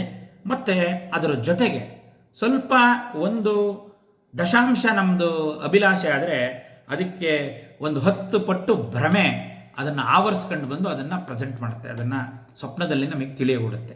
ಆ ಭ್ರಮೆ ಹೆಂಗೆ ಅಂದರೆ ಜಾಗೃತಾವಸ್ಥೆಯಲ್ಲಿ ಇಂದ್ರಿಯಗಳಿಂದ ನಮ್ಮ ಒಳಗೆ ಏನು ಒಂದು ಇನ್ಪುಟ್ಸ್ ಬಂತು, ಅಂದರೆ ಏನು ಎಲ್ಲ ವಿಚಾರಗಳು ನಮಗೆ ಮನಸ್ಸಿನ ಮೂಲಕ ಒಳಗಡೆ ಬಂತು, ಅದನ್ನೆಲ್ಲ ಉಪಯೋಗಿಸ್ಕೊಂಡು ನಮ್ಮ ಒಳಗಡೆ ಇರ್ತಕ್ಕಂಥ ಮನಸ್ಸು ಬುದ್ಧಿಶಕ್ತಿ ಏನು ಮಾಡುತ್ತೆ ಅಂದರೆ ಅದಕ್ಕೆ ನಮಗಿರ್ತಕ್ಕಂಥ ಅಭಿಲಾಷೆಗೆ ಸೇರ್ಕೊಂಡು ಬರ್ತಕ್ಕಂಥದ್ದು ಆ ಭ್ರಮೆ ಮತ್ತು ಅಭಿಲಾಷೆ ಎರಡೂ ಸೇರ್ಕೊಂಬರುತ್ತೆ. ಹಾಗಾಗಿ ನಮಗೆ ಅದನ್ನು ಬಿಡಿಸಿ ನೋಡೋಕ್ಕಾಗೋದಿಲ್ಲ. ಸ್ವಪ್ನ ತುಂಬ ವೈಭವಯುತವಾಗಿ ಮತ್ತು ಅಲೌಕಿಕವಾಗಿ ಕೂಡಿರುತ್ತೆ. ಅಂದರೆ ವಾಸ್ತವಕ್ಕಿಂತ ದೂರವಾಗಿ ಸ್ವಪ್ನ ಇರುತ್ತೆ ಹೆಚ್ಚಿನ ಸಮಯದಲ್ಲಿ. ಯಾಕೆಂದರೆ ಅದಕ್ಕೆಲ್ಲ ಈ ಭ್ರಮೆ ಸೇರಿ, ಅಭಿಲಾಷೆ ಜೊತೆ ಭ್ರಮೆ ಸೇರಿ ಬಂದಿರುತ್ತೆ. ಇದ್ರ ಜೊತೆಗೆ ಇನ್ನೊಂದು ಲಕ್ಷಣ ಸ್ವಪ್ನದ್ದು ಅಂದರೆ ಚಿಂತಾ. ಸ್ವಪ್ನದಲ್ಲಿ ಒಳ್ಳೆಯದಾದರೂ ಚಿಂತೆ ಮಾಡ್ತೀವಿ, ಏನಾದರೂ ಕೆಟ್ಟದಾದರೂ ಚಿಂತೆ ಮಾಡ್ತೀವಿ. ಅದಕ್ಕೆ ಇಲ್ಲದ್ದು ಈಗ ಸ್ವಪ್ನವೇ ಭ್ರಮೆ ಮತ್ತು ಅಭಿಲಾಷೆ ಮತ್ತು ಭ್ರಮೆಯಿಂದ ಕೂಡಿರ್ತಕ್ಕಂಥದ್ದು ಸ್ವಪ್ನ. ಅದು ವಾಸ್ತವ ಅಲ್ವೇ ಅಲ್ಲ, ಜಾಗೃತವೇ ವಾಸ್ತವ. ಆದರೆ ಜಾಗೃತನೂ ವಾಸ್ತವ ಅಲ್ಲ, ಅದಾಮೇಲೆ ನೋಡೋಣ. ಆದರೆ ಆ ಭ್ರಮೆಯಿಂದ ಕೂಡಿರ್ತಕ್ಕಂಥ ಅಭಿಲಾಷೆ ಏನೇನೋ ವೈಪರೀತ್ಯಗಳನ್ನು ನಮ್ಮ ಮನಸ್ಸಿನಲ್ಲಿ ಕೋಲಾಹಲನ ಸೃಷ್ಟಿ ಮಾಡುತ್ತೆ. ಅದರದ್ದು ಮುಂದುವರಿದ ಭಾಗನೇ ಚಿಂತೆ ಬಗ್ಗೆನೂ ನಾವು ಸಾಕಷ್ಟು ವಿಚಾರ ಮಾಡಿದ್ದೀವಿ ಹಿಂದೆ. ಚಿತೆ ಸತ್ತೋಗಿರೋರನ್ನ, ಅಂದರೆ ಒಬ್ಬ ಪ್ರಾಣ ಇಲ್ಲದೇ ಇದ್ದವ್ರನ್ನ ದಹಿಸಿದರೆ, ಚಿಂತೆ ಪ್ರಾಣ ಇರೋರನ್ನೇ ಸಜೀವವಾಗಿ ದಹಿಸುತ್ತೆ ಅಂತ. ಇದು ಬಹಳ ಒಂದು ಬಾಧಾಕರವಾದ ಒಂದು ಅಂಶ. ಆ ಚಿಂತೆ ಇದು ಸ್ವಪ್ನದ ಒಂದು ಲಕ್ಷಣ. ಮತ್ತು ವಿಷಯವಾಂಛ ಅಂದರೆ ಯಾವುದಾದ್ರೂ ಒಂದು ವಿಷಯ ಅಭಿಲಾಷೆಯಾಗಿಯೇ ಸ್ವಪ್ನ ಇರುತ್ತೆ. ಅದನ್ನು ವಿಷಯವಾಂಛ ಅಂತ, ಯಾವುದಾದ್ರೂ ಒಂದು ವಿಷಯ ಕೇಂದ್ರೀಕೃತವಾಗಿ ಸ್ವಪ್ನ ನಡೆಯುತ್ತೆ. ಇದೊಂದು ದೊಡ್ಡ ಲೋಕ. ಈ ಜಾಗೃತ್ ಲೋಕ ಯಾವ ರೀತಿ ಜಾಗೃತ್ ಲೋಕಕ್ಕೆ ಒಂದು ಕಂಟಿನ್ಯೂಟಿ ಅಂತ ಹೇಳ್ತೀರಿ, ಕಾಲ ಪರಿಮಿತಿಯಿಂದ ಒಂದು ಕಂಟಿನ್ಯೂಸ್ ಪ್ರೋಸೆಸ್ ಅದು ನಡೀತಾ ಇರುತ್ತೆ. ಹೇಗೆ ಅಂತಂದರೆ, ಇವತ್ತಾಗುತ್ತೆ, ನಾವು ರಾತ್ರಿ ಹೋಗಿ ಮಲ್ಕೊಂಡ ಮೇಲೆ ಬೆಳಗ್ಗೆ ಹಿಂದಿನ ದಿವಸದ ಜ್ಞಾಪಿಸ್ಕೊಂಡು ಬೆಳಗ್ಗೆ ಎಲ್ಲ ಏನು ನಡೆದು ಬಂದಿತ್ತೋ ಆ ಕಾರ್ಯಕ್ರಮ ಬಿಟ್ಟಿದ್ವಿ, ಅದನ್ನು ಮುಂದುವರ್ಸ್ಕೊಂಡು ಹೋಗ್ತೀವಿ ಮಾರನೇ ದಿವಸ ಬೆಳಗ್ಗೆ. ಅದೇ ಥರ ಸ್ವಪ್ನ ಲೋಕಕ್ಕೂ ಇದೇ ಥರ ಇದೆ. ಆ ಸ್ವಪ್ನಾವಸ್ಥೆಗೆ ಹೋದಾಗ ಈಗ ಕೆಲವು ಸಿನಿಮಾಗಳು, ಚಿತ್ರಗಳಲ್ಲಿ, ಇಂಗ್ಲೀಷ್ ಪಿಕ್ಚರ್ಗಳಲ್ಲಿ ತೆಗೆದಿದ್ದಾರೆ ಆ ಥರ. ಅದು ಆ ಸ್ಟೇಜಿಗೆ ಹೋದಾಗ ಅಲ್ಲೊಂದು ಪ್ರಪಂಚ ನಡೀತಾ ಇರೋ ಹಾಗೆ. ಆದರೆ ನಮಗೆ ಬೆಳಗ್ಗೆ ಹೆಚ್ಚಿನ ಅಂಶದಲ್ಲಿ ಹೆಚ್ಚಿನ ಸ್ವಪ್ನಗಳು ನಮ್ಮ ಸ್ಮರಣೆಗೆ ವಾಪಸ್ ಬರದೇ ಇರೋದ್ರಿಂದ ನಮಗೆ ಆ ಕಂಟಿನ್ಯೂಟಿ ನಮಗೆ ಗೊತ್ತಾಗಲ್ಲ. ಏನೇ ಇರಲಿ, ಇದು ಸ್ವಪ್ನದ ಸ್ವರೂಪ. ಇನ್ನು ಸುಷುಪ್ತಿ ಅಂತ ಇದೆ. ಇದು ಬಹಳ ಕಷ್ಟ ಇದನ್ನು ಹೇಳ್ತಕ್ಕಂಥದ್ದು. ಈ ಸುಷುಪ್ತಿಯ ಸ್ವರೂಪ ಏನು ಅಂತ ನಾವು ನೋಡೋಣ. ಸುಷುಪ್ತಿ ಪರಾಕು, ಮೂರ್ಛ, ನಿದ್ರಾ, ಮರಣ ಅಂತ ಹೇಳ್ತಾರೆ. ಅಂದರೆ ಸುಷುಪ್ತಿ ಅಂದರೆ ಮರಣವೇ. ಅದನ್ನು ನಾವು ವಿಚಾರ ಮಾಡಿದ್ವಿ. ಸುಷುಪ್ತಿ ಅಂದರೆ ನಾವು ರಾತ್ರಿ ಮಲಗಿ ಇದೇ ದೇಹದಲ್ಲಿ ಎದ್ದರೆ ನಿದ್ರೆ, ಈ ದೇಹದಲ್ಲಿ ಮಲಗಿ ಇನ್ನೊಂದು ದೇಹದಲ್ಲಿ ಎದ್ದರೆ ಅದು ಇನ್ನೊಂದು ಜನ್ಮ ಅಂತ. ಅಷ್ಟು ಏನು ಹೆಚ್ಚು ವ್ಯತ್ಯಾಸವೇ ಇಲ್ಲ ಸುಷುಪ್ತಿ ಅಂತಂದರೆ ಅಲ್ಲಿ ಔಪಾದಿಗಳಿರಲ್ಲ, ನಾನು ಅಂತಕ್ಕಂಥ ಭಾವ ಇರಲ್ಲ, ಶರೀರ ವ್ಯಾಪಾರ ಇರಲ್ಲ, ಮನೋವ್ಯಾಪಾರ ಇರಲ್ಲ, ಯಾವುದೂ ಇರಲ್ಲ. ಪಂಚಕೋಶಗಳ ಅಸ್ತಿತ್ವವೇ ನಮ್ಮ ಅರಿವಿಗೆ ಬರದೇ ಇರತಕ್ಕಂಥ ಒಂದು ಭಾವ. ಆ ಸುಷುಪ್ತಿಯನ್ನು ಅರ್ಥ ಮಾಡ್ಕೊಳ್ಳೋದೇ ಭಾಳ ಕಷ್ಟ. ಸುಷುಪ್ತಿಯಲ್ಲಿ ಒಂದಿಷ್ಟು ಜಾಗರೂಕರಾಗಿದ್ದರೆ ಅದು ಸುಷುಪ್ತಿ ಅನ್ಸ್ಕೊಳ್ಳಲ್ಲ, ಅದು ಸ್ವಪ್ನ ಅನ್ಸ್ಕೊಳ್ಳುತ್ತೆ, ಇಲ್ಲ ಜಾಗ್ರತೆ ಅನ್ಸ್ಕೊಳ್ಳುತ್ತೆ. ಆ ಸುಷುಪ್ತಿಯಲ್ಲಿ ಎಷ್ಟು ಮುಖ್ಯ ಅಂತಂದರೆ, ಈಗ ಮೊಬೈಲ್ನ ಸ್ವಿಚ್ ಆಫ್ ಮಾಡಿಬಿಟ್ಟು ಚಾರ್ಜಿಗೆ ಹಾಕಿದ್ರೆ ಬೇಗ ಚಾರ್ಜ್ ಆಗುತ್ತಂತೆ. ಆ ಥರ ಕೆಲಸ ನಡೆಯುತ್ತೆ. ಅಂದರೆ ನಮ್ಮ ಬೇರೆ ಎಲ್ಲ ಇಂದ್ರಿಯ ವ್ಯಾಪಾರಗಳು ಎಲ್ಲವುದನ್ನು ಬಂದ್ ಮಾಡಿ ನಮ್ಮ ಅನೈಚ್ಛಿಕ ಒಂದು ಅಂಗಾಂಗಗಳು ಅವು ನಿರ್ವಹಣೆಯನ್ನು ಮಾಡಿಕೊಂಡು ಕೆಲಸ ಮಾಡಿಕೊಂಡು ನಮ್ಮ ಶರೀರ ಬೆಳಗ್ಗೆ ಮತ್ತೆ ನವಚೈತನ್ಯ ಬರೋದಕ್ಕೋಸ್ಕರ ಒಂಥರ ರೀಚಾರ್ಜ್ ಅಂತ, ಬ್ಯಾಟ್ರಿ ರೀಚಾರ್ಜ್ ಮಾಡಿದಂಥ ಕೆಲಸ ಸುಷುಪ್ತಿಯಲ್ಲಾಗುತ್ತೆ. ಸುಷುಪ್ತಿಯನ್ನು ಅರ್ಥ ಮಾಡ್ಕೊಳ್ಳೋದೇ ಬಹಳ ಕಷ್ಟ. ಈ 3 ಅವಸ್ಥೆಗೆ ನಾವು ಹೋದ್ರೂ ಜಾಗೃತ ಹೆಚ್ಚು ಕಮ್ಮಿ ನಮಗೆ ಸ್ವಲ್ಪ ಜಾಸ್ತಿ ಗೊತ್ತಿದೆ ಅಂತ ಅನ್ಕೋತೀವಿ. ಅದು ಮತ್ತೆ ಜಾಗೃತದಲ್ಲಿ ಸ್ವಪ್ನ, ಜಾಗೃತದಲ್ಲಿ ಸುಷುಪ್ತಿ ಇದೆ. ಅದು ಭಾಳ ವಿಸ್ತಾರ ಆಗುತ್ತೆ. ಆದರೂ ತಿಳ್ಕೊಬೋದು ಅಂದರೆ ತಿಳ್ಕೊಬೋದು. ಯಾಕೆಂದರೆ ಒಂದು ಜಾಗೃತದ್ದು ಹೇಳ್ತೀನಿ. ಜಾಗೃತದಲ್ಲಿ ಜಾಗೃತ ಅಂದರೆ ಈಗ ಪೂರ್ತಿ ಅಲರ್ಟ್ ಆಗಿದ್ದೀವಿ. ನಾವಿಲ್ಲಿ ಮಾತಾಡ್ತಾ ಇದ್ರು ನಮ್ಮ ಸುತ್ತ ಏನು ನಡೀತಾ ಇದೆ ಎಲ್ಲದನ್ನು ನಾವು ಕಣ್ಣಲ್ಲಿ ನೋಡದೇ ಇದ್ರು ಎಲ್ಲ ಒಂದು ಅಬ್ಸರ್ವೇಷನ್ ಇಟ್ಟಿದ್ದೀವಿ. ಒಂದು ಸ್ವಲ್ಪ ಏನೋ ವ್ಯತ್ಯಾಸ ಆದರೂ ಅದು ಜಾಗೃತದಲ್ಲಿ ಜಾಗೃತದಲ್ಲಿ ಸ್ವಪ್ನ ಅಂದರೆ ಲಲಿತಾ ಸಹಸ್ರನಾಮ ಪಾರಾಯಣ ಕೇಳ್ತಾ ಇದ್ದೀವಿ, ಏನೋ ನಡೀತಾ ಇರುತ್ತೆ ಅಲ್ಲಿ ಗೊತ್ತಾಗಲ್ಲ. ನಮಗೆ ಪಕ್ಕದಲ್ಲಿ ಏನು ನಡೆದ್ರು ನಮಗೆ ಗೊತ್ತಾಗಲ್ಲ, ಯಾಕಂದರೆ ಏಕಾಗ್ರತೆಯಿಂದ ಇಲ್ಲಿ ನೋಡ್ತಾ ಇದ್ದೀವಿ. ಬೇರೆ ಏನಾರು ಆದರೆ ಇದನ್ನು ಬಿಟ್ಟು ಅದನ್ನು ಗಮನಿಸಬೇಕು. ಇದನ್ನು ಬಿಟ್ಟು ಆ ಕಡೆ ನೋಡಿದ್ರೆ ಅಲ್ಲೇನಾಗ್ತಾ ಇದೆ ಅಂತ ನಮಗೆ ಗೊತ್ತಾಗುತ್ತೆ. ಆದರೆ ಇದರೊಳಗೆ ತನ್ಮಯರಾಗಿದ್ದೀವಿ, ಹಾಗಾಗಿ ಅದರಲ್ಲೇ ಸ್ವಪ್ನಾವಸ್ಥೆಗೆ ಹೋಗುತ್ತೆ. ಈಗ ಯಾರನ್ನಾರು ಮಾತಾಡಿಸ್ತಾ ಇರ್ತೀರಿ, ಹೀಗೆ ನೋಡ್ತಾ ಇರ್ತಾರೆ, ಸುಮ್ಮನೆ ಕೂತಿರ್ತಾರೆ, ಏ ಅಂದರೆ ಅಂತಾರೆ. ಅದು ಜಾಗೃತದಲ್ಲಿ ಸ್ವಪ್ನ. ಅಂದರೆ ಇಲ್ಲಿ ಜಾಗೃತ ಇಲ್ಲಿರ್ತಾರೆ, ಆದರೆ ಅವ್ರ ಮನಸ್ಸಲ್ಲಿ ಏನೋ ಬೇರೆ ವಿಚಾರ ಒಳಗಡೆ ನಡೀತಾ ಇರ್ತದೆ. ನಾವು ಹಂಗೆ ಮಾಡಬೇಕಾಯ್ತು, ಒಲೆ ಮೇಲೇನೋ ಇಟ್ಟಿದ್ದೀವಿ, ಹಿಂಗೇನೋ ಆಗ್ತಾಯಿದೆ, ಇದಾದಮೇಲೆ ಹಿಂಗೆ ಮಾಡಬೇಕು ಅಂತ ಏನೋ ಒಂದು ಬೇರೆ ಯೋಜನೆ ನಡೀತಾ ಇರುತ್ತೆ. ಈ ಕಡೆದು ಬಾಹ್ಯ ಪ್ರಜ್ಞೆ ಸ್ವಲ್ಪ ಕಮ್ಮಿ ಇರುತ್ತೆ. ಅದು ಜಾಗೃತದಲ್ಲಿ ಸ್ವಪ್ನ. ಜಾಗೃತದಲ್ಲಿ ಸುಷುಪ್ತಿ ಇದ್ದರೆ ಪೂರ ಮೈದು ಮಾಡ್ಬಿಡುತ್ತೆ, ಕಣ್ಣು ಬಿಟ್ಕೊಂಡು ಕೂತಿರ್ತಾರೆ. ಏನೋ ಆಕಾಶ ತಲೆ ಮೇಲೆ ಕೂತಿದೆಯಲ್ಲ ಅಂತ ಕೂಗಿದ್ರು ಅವ್ರಿಗೆ ಕೇಳಲ್ಲ, ಮೈ ಮುಟ್ಟಿ ಹಿಂಗೆ ಅಲ್ಲಾಡಿಸ್ಬೇಕು. ಕಣ್ಣು ಎಚ್ಚರ ಆಗಿರ್ತಾರೆ, ಆದರೂ ಆ ವಿಷಯದೊಳಗಡೆ ಅಷ್ಟು ಒಳಗೆ ಹೋಗ್ಬಿಟ್ಟಿರ್ತಾರೆ. ಜಾಗೃತದಲ್ಲಿ ಜಾಗೃತದಲ್ಲಿ ಸ್ವಪ್ನ, ಜಾಗೃತದಲ್ಲಿ ಸುಷುಪ್ತಿ. ಈಗ ವಿಚಾರ ಮಾಡಿ, ಸ್ವಪ್ನದಲ್ಲಿ ಜಾಗೃತ, ಸ್ವಪ್ನದಲ್ಲಿ ಸ್ವಪ್ನ, ಸ್ವಪ್ನದಲ್ಲಿ ಸುಷುಪ್ತಿ ಏನಿರ್ಬೋದು ಅಂತ. ಹಾಗೆ ಇದ್ರ ಬಗ್ಗೆ ನಾನು ಸುಷುಪ್ತಿ ಬಗ್ಗೆ ಹೇಳೋದಕ್ಕೆ ಹೋಗೋದೇ ಬೇಡ, ಯಾಕೆಂದ್ರೆ ನಮ್ಗೇನು ಗೊತ್ತಿಲ್ಲ, ಪೂರ ಮೈ ಮರ್ತಿರ್ತೀವಿ. ಒಂದೇ ಒಂದು ಸಾಕ್ಷಿ ಭಾವ ಇರುತ್ತೆ. ಎಚ್ಚರ ಆದಮೇಲೆ ಫಸ್ಟ್ ಕ್ಲಾಸಾಗಿ ನಿದ್ದೆ ಬಂತು, ಏನು ಅದ್ಭುತವಾಗಿ ನಿದ್ದೆ ಬಂತು ಗೊತ್ತಾ ಅಂತ, ಅಂದರೆ ಇಷ್ಟು ಗಂಟೆ ನಿದ್ದೆ ಹೋಗಿದ್ದೀನಿ ಅಂತ ಒಂದು ಪರಿವು ಇರುತ್ತೆ ನಮಗೆ. ಆ ಥರ ಇನ್ನು ಬೇರೆ ಏನು ನಮಗೆ ಅಲ್ಲಿ ಇರಲ್ಲ. ಅಂದರೆ ಅಂಥದ್ದು ಸುಷುಪ್ತಿ. ಇವು ಮೂರರಿಂದಲೂ ನಾವು ಏನನ್ನು ಮಾಡೋಕ್ಕಾಗಲ್ಲ. ಅಂದರೆ ಈ 3 ಅವಸ್ಥೆಯಲ್ಲೂ ನಮಗೆ ಆ ಪರಮಾರ್ಥ ತತ್ವ ನಮಗೆ ಗೋಚರ ಆಗೋದಿಲ್ಲ. ಇದನ್ನು ಆ ಒಂದು ಆತ್ಮತತ್ವವನ್ನು ನಾವು ಕಂಡುಕೋಬೇಕು ಅಂತಂದರೆ ಈ 3 ತತ್ವಗಳನ್ನು, 3 ಅವಸ್ಥೆಗಳನ್ನು ಮೀರಿದಂಥ ಒಂದು ಅವಸ್ಥೆ ಇದೆ, ತುರಿಯಾವಸ್ಥೆ ಅಂತ.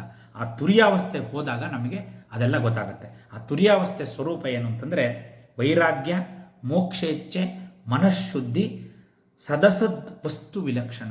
ಎಷ್ಟು ಅದ್ಭುತವಾಗಿದೆ ನಮ್ಮ ವೇದ ವಾಂಗ್ಮಯ. ಸೈಕಾಲಜಿ ಅಂತ ಒಂದು ಬ್ರಾಂಚ್ ಇದೆ. ಇಷ್ಟು ವಿಸ್ತಾರವಾಗಿ ಮನಃಶಾಸ್ತ್ರದ ಅಧ್ಯಯನ ಅಲ್ಲಾಗಿದೆ ಅಂತ ನಾನಾದರೂ ಭಾವಿಸಲ್ಲ. ನಮಗೆ ಸೈಕಾಲಜಿ ಓದ್ತಕ್ಕಂಥ ಒಂದು ಅವಕಾಶ ಇತ್ತು ಅಗ್ರಿಕಲ್ಚರ್ ಓದಬೇಕಾದ್ರೆ. ಸಿಗ್ಮಂಡ್ ಫ್ರಾಡ್ದು ಇಷ್ಟು ತಪ್ಪ ಪುಸ್ತಕ ಇದೆ ಸೈಕಾಲಜಿ ಮೇಲೆ, ಭಾಳ ಅದ್ಭುತವಾಗಿದೆ.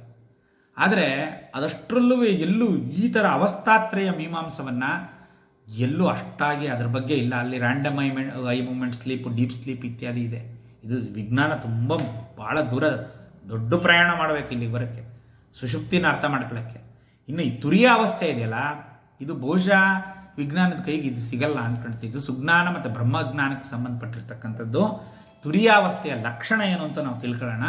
ವೈರಾಗ್ಯ. ನೀವು ನೋಡಿ, ಯಾರು ಆ ಅವಸ್ಥೆಯಲ್ಲಿ ಬ್ರಹ್ಮಜ್ಞಾನಿಗಳಾಗಿರ್ತಾರೆ, ನಾವು ನೆನ್ನೆ ಬಾಲೋನ್ಮತ್ತ ಪಿಶಾಚ ವೇಷಾಯ ಅಂತ ಹೇಳಿದ್ವಲ್ಲ, ಆ ಮದ್ವೀಪಾನ ಲಸ ಮತ್ತ, ಆ ಒಂದು ಅವಸ್ಥೆ ಯಾರಿಗೆ ಬರುತ್ತೆ ಅಂದರೆ ಈ ಥರ ವಿರಾಗಿಗಳಿಗೆ ಬರುತ್ತೆ.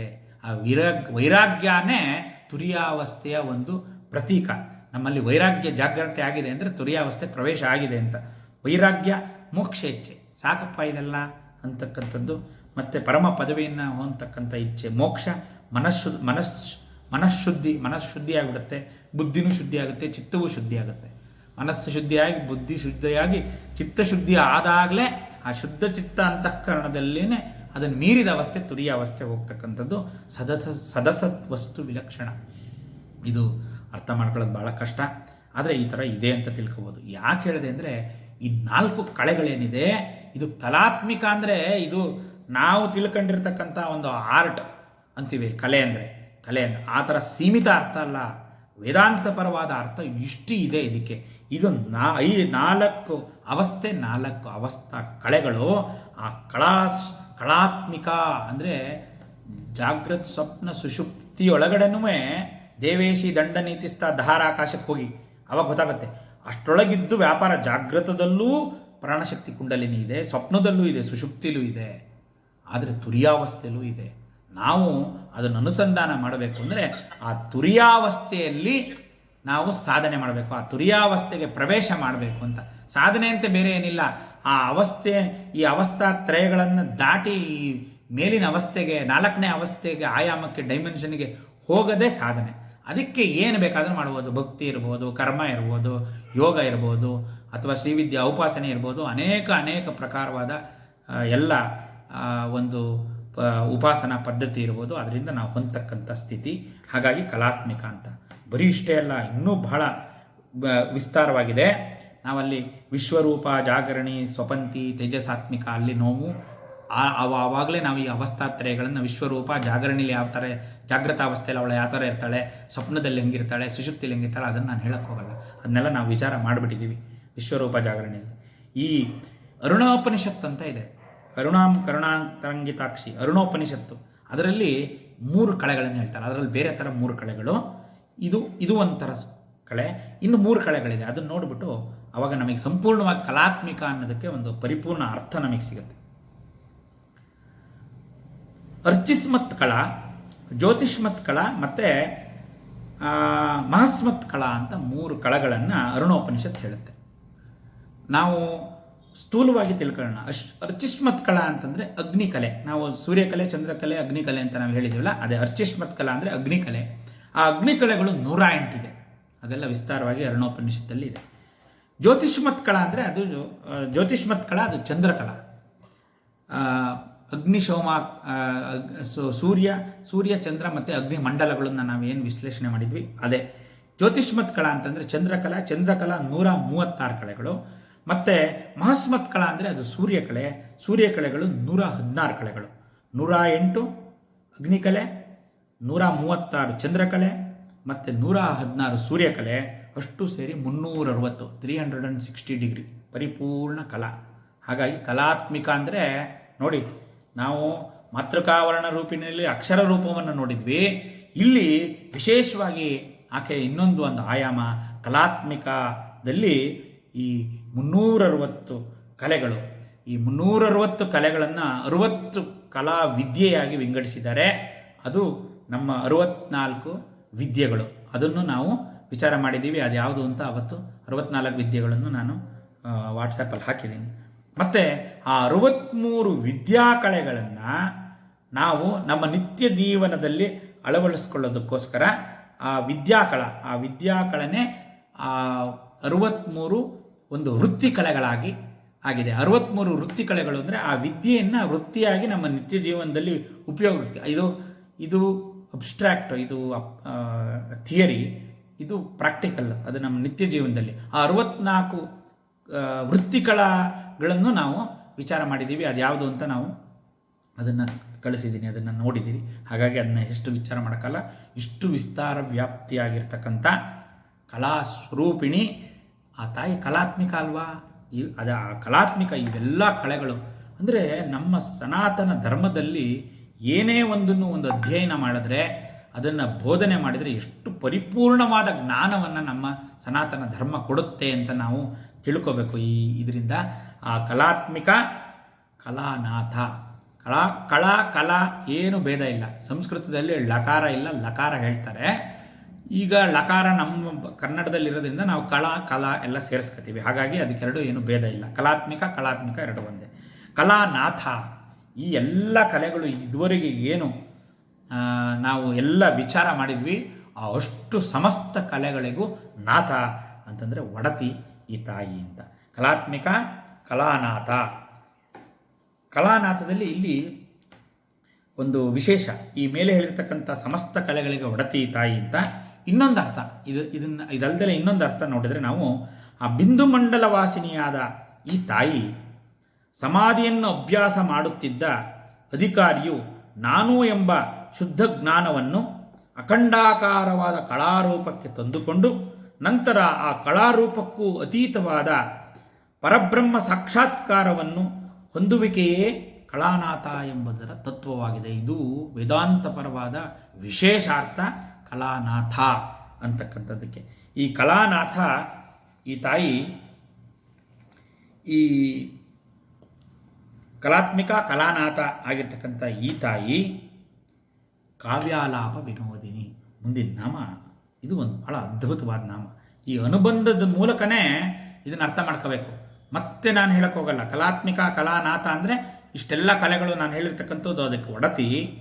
ಮತ್ತು ಕಾವ್ಯಾಲಾಪ ವಿನೋದಿನಿ ಈ ಕಲೆಗಳು, ಅದು ಅವಸ್ಥಾತ್ರಯ ಕಲೆಗಳಾಗಿರ್ಬೋದು, ಅಥವಾ 64 ವಿದ್ಯಾಕಲೆ ಆಗಿರ್ಬೋದು, ಷೋಡಶ ಕಲಾ 16 ಕಲೆಗಳಾಗಿರ್ಬೋದು, ವಿದ್ಯಾಕಲೆಗಳು, ವೃತ್ತಿಕಲೆಗಳಾಗಿರ್ಬೋದು, ಅಥವಾ ಅಗ್ನಿಕಲೆ, ಚಂದ್ರಕಲೆ, ಸೂರ್ಯಕಲೆಗಳಾಗಿರ್ಬೋದು, ಇತ್ಯಾದಿ ಎಲ್ಲ ಕಲಾಸ್ವರಾತ್ಮಕ ಕಲಾತ್ಮಿಕವಾದ ಈ ತಾಯಿ ಕಾವ್ಯಾಲಾಪ ವಿನೋದಿನಿ. ಕಾವ್ಯಾಲಾಪ ಅಂದರೆ ಏನು ಅಂತ, ಈ ಎಲ್ಲ ಕಲೆಗಳಿಂದಲೇ ಕಾವ್ಯ ಹೊಮ್ಮೋದು ಅಂತ ನಾವು ಏನು ಕಾವ್ಯ ಅಂತ ಕರಿತೀವಿ. ಹಾಗಾದ್ರೆ ನಿಜವಾದ ಕಾವ್ಯ ಅಂದರೆ ಏನು ಅಂತ ಸ್ವಲ್ಪ ತಿಳ್ಕೊಳ್ಳೋಣ. ಇಲ್ಲಿ ಕಾವ್ಯಶ್ರವಣ ವಿನೋದಿನಿ ಅಂತ, ಕಲಾಲಾಪ ವಿನೋದಿನಿ ಅಂದರೆ ಕಾವ್ಯಶ್ರವಣ ವಿನೋದಿನಿ ಅಂತ. ಅದನ್ನು ನಾವು ಉಪಾಸನೆ ಮಾಡಬೇಕಾದ್ರೆ ಇದು ಬಹಳ ಸಾಮಾನ್ಯ. ಈ ಷೋಡಶೋಪಚಾರ ಪೂಜೆ, ಚತುಷ್ಷಷ್ಟಿಪಚಾರ ಪೂಜಾದಿಗಳನ್ನೆಲ್ಲ ಮಾಡಬೇಕಾದ್ರೆ ದೇವತೆಗಳಿಗೆ ನೀರಾಜನ ಎಲ್ಲ ಆಗಿ, ನಾವು ನೀರಾಜನ ಮಾಡೋದಕ್ಕೆ ಮುಂಚೆ, ಮಹಾಮಂಗಳಾರತಿ ಮಾಡೋದಕ್ಕೆ ಮುಂಚೆ ಅಷ್ಟಾವಧಾನ ಸೇವೆ ಅಂತ ಮಾಡ್ತೀವಿ. 8 ಅವಧಾನಗಳು, 8 ಪ್ರಕಾರವಾದ ಅವಧಾನಗಳು. ಅದನ್ನು ನಮ್ಮ ಶೃಂಗೇರಿಯ ಒಂದು ಜಗದ್ಗುರುಗಳ ದರ್ಬಾರು ನವರಾತ್ರಿ ಸಮಯದಲ್ಲಿ ನಾವು ನೋಡಿದರೆ ನಮಗೆ ಗೊತ್ತಾಗುತ್ತೆ. ಬಹಳ ಎಷ್ಟು ಸುಶ್ರಾವ್ಯವಾಗಿ ಋಗ್ವೇದ ಸೇವಾ, ಯಜುರ್ವೇದ ಸೇವಾ ಅಂದರೆ ಚತುರ್ವೇದ ಸೇವೆಗಳು, ಉಪನಿಷತ್ ಸೇವೆ, ಆಮೇಲೆ ರಾಮಾಯಣ, ಭಾರತ ಇತ್ಯಾದಿ ಎಲ್ಲ, ಆಮೇಲೆ ಸಂಗೀತ, ತಾಳ, ವಾದ್ಯ ಇತ್ಯಾದಿ 8, ಮುಖ್ಯವಾಗಿ 8, ಅದಕ್ಕೂ ಮೀರಿದ ಅನೇಕ ಒಂದು ಕಲಾ ಪ್ರದರ್ಶನವನ್ನು, ಕಲಾ ಅಂದರೆ ಆ ಸಮರ್ಪಣೆಯನ್ನು ದೇವಿಗೆ ಮಾಡ್ತಾರೆ. ಅದನ್ನೇ ಅಷ್ಟಾವಧಾನ ಸೇವೆ ಅಂತ ಕರೀತಾರೆ. ಇದರಿಂದ ವಿನೋದ, ಆ ಅಮ್ಮನಿಗೆ ಆನಂದ ಆಗುತ್ತೆ.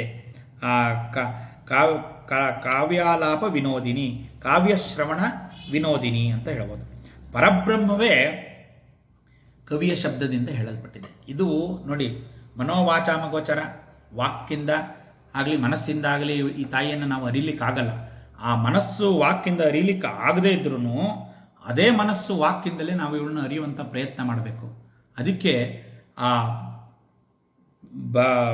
ದೇವತೆಗಳು ಆಡ್ತಕ್ಕಂಥ ಭಾಷೆ, ಪರಮ ವೈಜ್ಞಾನಿಕವಾದ ಭಾಷೆ, ಆ ಪರಮೇಶ್ವರನ ಡಮರುಗದಿಂದ ಉತ್ಪತ್ತಿಯಾದ ಅಕ್ಷರಗಳು, ಆ ಅಕ್ಷರಗಳು ಅಮ್ಮನವರ ಶಕ್ತಿಯೊಡನೆ ಸೇರಿ ಮಾತೃಕಾವರ್ಣ ರೂಪಿಣಿಯಾದ 50 ಅಕ್ಷರಗಳಿಗೆ 50 ಅಧಿದೇವತೆಗಳು, ಆ ಬೀಜಾಕ್ಷರ ಸ್ವರೂಪ, ಅದರಿಂದ ಬಂದಿರತಕ್ಕಂಥ ಮಂತ್ರಗಳು, ವಿಶೇಷವಾಗಿ ಆ ಒಂದು ಮಂತ್ರಗಳನ್ನೊಳಗೊಂಡ ವೇದ, ಉಪನಿಷತ್ತುಗಳು, ಅಲ್ಲಿಂದ ಬಂದಿರತಕ್ಕಂಥ ಪುರಾಣಗಳು, ಕಾವ್ಯಗಳು, ಈ ಎಲ್ಲವೂ ಸೇರಿ ಕಾವ್ಯಾಲಾಪ ಅಂತ ಕರೆಯತಕ್ಕಂಥದ್ದು. ಇಲ್ಲಿ ಈ ಪ್ರತಿದಿನ ಕಾವ್ಯಾಲಾಪ ಮಾಡೋದರಿಂದ ಅಮ್ಮನವ್ರಿಗೆ ಒಂದು ಆನಂದ ಆಗುತ್ತೆ ಅಂತ. ಧರ್ಮ, ಭಕ್ತಿ, ಜ್ಞಾನವನ್ನು ವೃದ್ಧಿಸ್ತಕ್ಕಂಥದ್ದೇ ಕಾವ್ಯಾಲಾಪ ಅಂತ. ಇಲ್ಲಿ ಅಸತ್ ಕಾವ್ಯ ವಿಶೇಷಾಂ ವರ್ಜಯೇತ್ ಅಂತ ಹೇಳುತ್ತೆ. ವೇದಗಳಲ್ಲಿ ಕಾವ್ಯಾಲಾಪ ಬೇಡ ಅಂತ ಒಂದು ಕಡೆ ಹೇಳುತ್ತೆ. ಯಾವುದಕ್ಕೆ ಆ ಥರ ಹೇಳಿದ್ದಾರೆ ಅಂತಂದರೆ, ಅಸತ್ ಕಾವ್ಯ ವಿಷಯಾಂ ವರ್ಜಯೇತ್ ಅಂತ. ಅಸತ್ತು ಅಂದರೆ ಅವಿದ್ಯಾಪೂರ್ವಕವಾದ ಅಸತ್ತಿನಿಂದ ಕೂಡಿರ್ತಕ್ಕಂಥ ಕಾವ್ಯಾಲಾಪನ ವರ್ಜನೆ ಮಾಡಿ, ಯಾವ ಕಾವ್ಯಾಲಾಪ ಸತ್ತಿನಿಂದ ಕೂಡಿದೆ ಅಂದರೆ ಸತ್ಕಾವ್ಯಗಳನ್ನು, ಸತ್ಕಾವ್ಯ ಕಲಾಪಗಳನ್ನು ಮಾಡಿ ಅಂತ ಹೇಳ್ತಾರೆ. ಇಲ್ಲಿ ರಸಜ್ಞತಾ ಸಂಕೇತ, ಇದು ದೈವಿಕ ಗುಣ. ಮತ್ತು ಸಾತ್ವಿಕ ಗುಣ ಇರಬೇಕು. ಸಾತ್ವಿಕ ಗುಣ ಮತ್ತು ದೈವಿಕ ಗುಣದಿಂದ ಕೂಡಿರ್ತಕ್ಕಂಥ ರಸಜ್ಞತಾ ಸಂಕೇತವೇ ಕಾವ್ಯ ಅಂತ ನಾವು ಇಲ್ಲಿ ತಿಳಿಬೇಕು. ಇದನ್ನು ಕಾವ್ಯಶಾಸ್ತ್ರ ವಿನೋದೇನ ಕಾಲೋ ಗಚ್ಚತಿ ಧೀಮತ ವ್ಯಸನೇಚ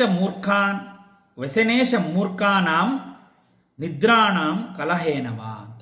ಈಗ ಧೀಮಂತರು ಅಂದರೆ ಬುದ್ಧಿವಂತರು ಮತ್ತು ಮೂರ್ಖರು ಇವರಿಗೆ ಒಂದು ಬಹಳ ವಿಶೇಷವಾದ ವ್ಯತ್ಯಾಸ ಇದೆ.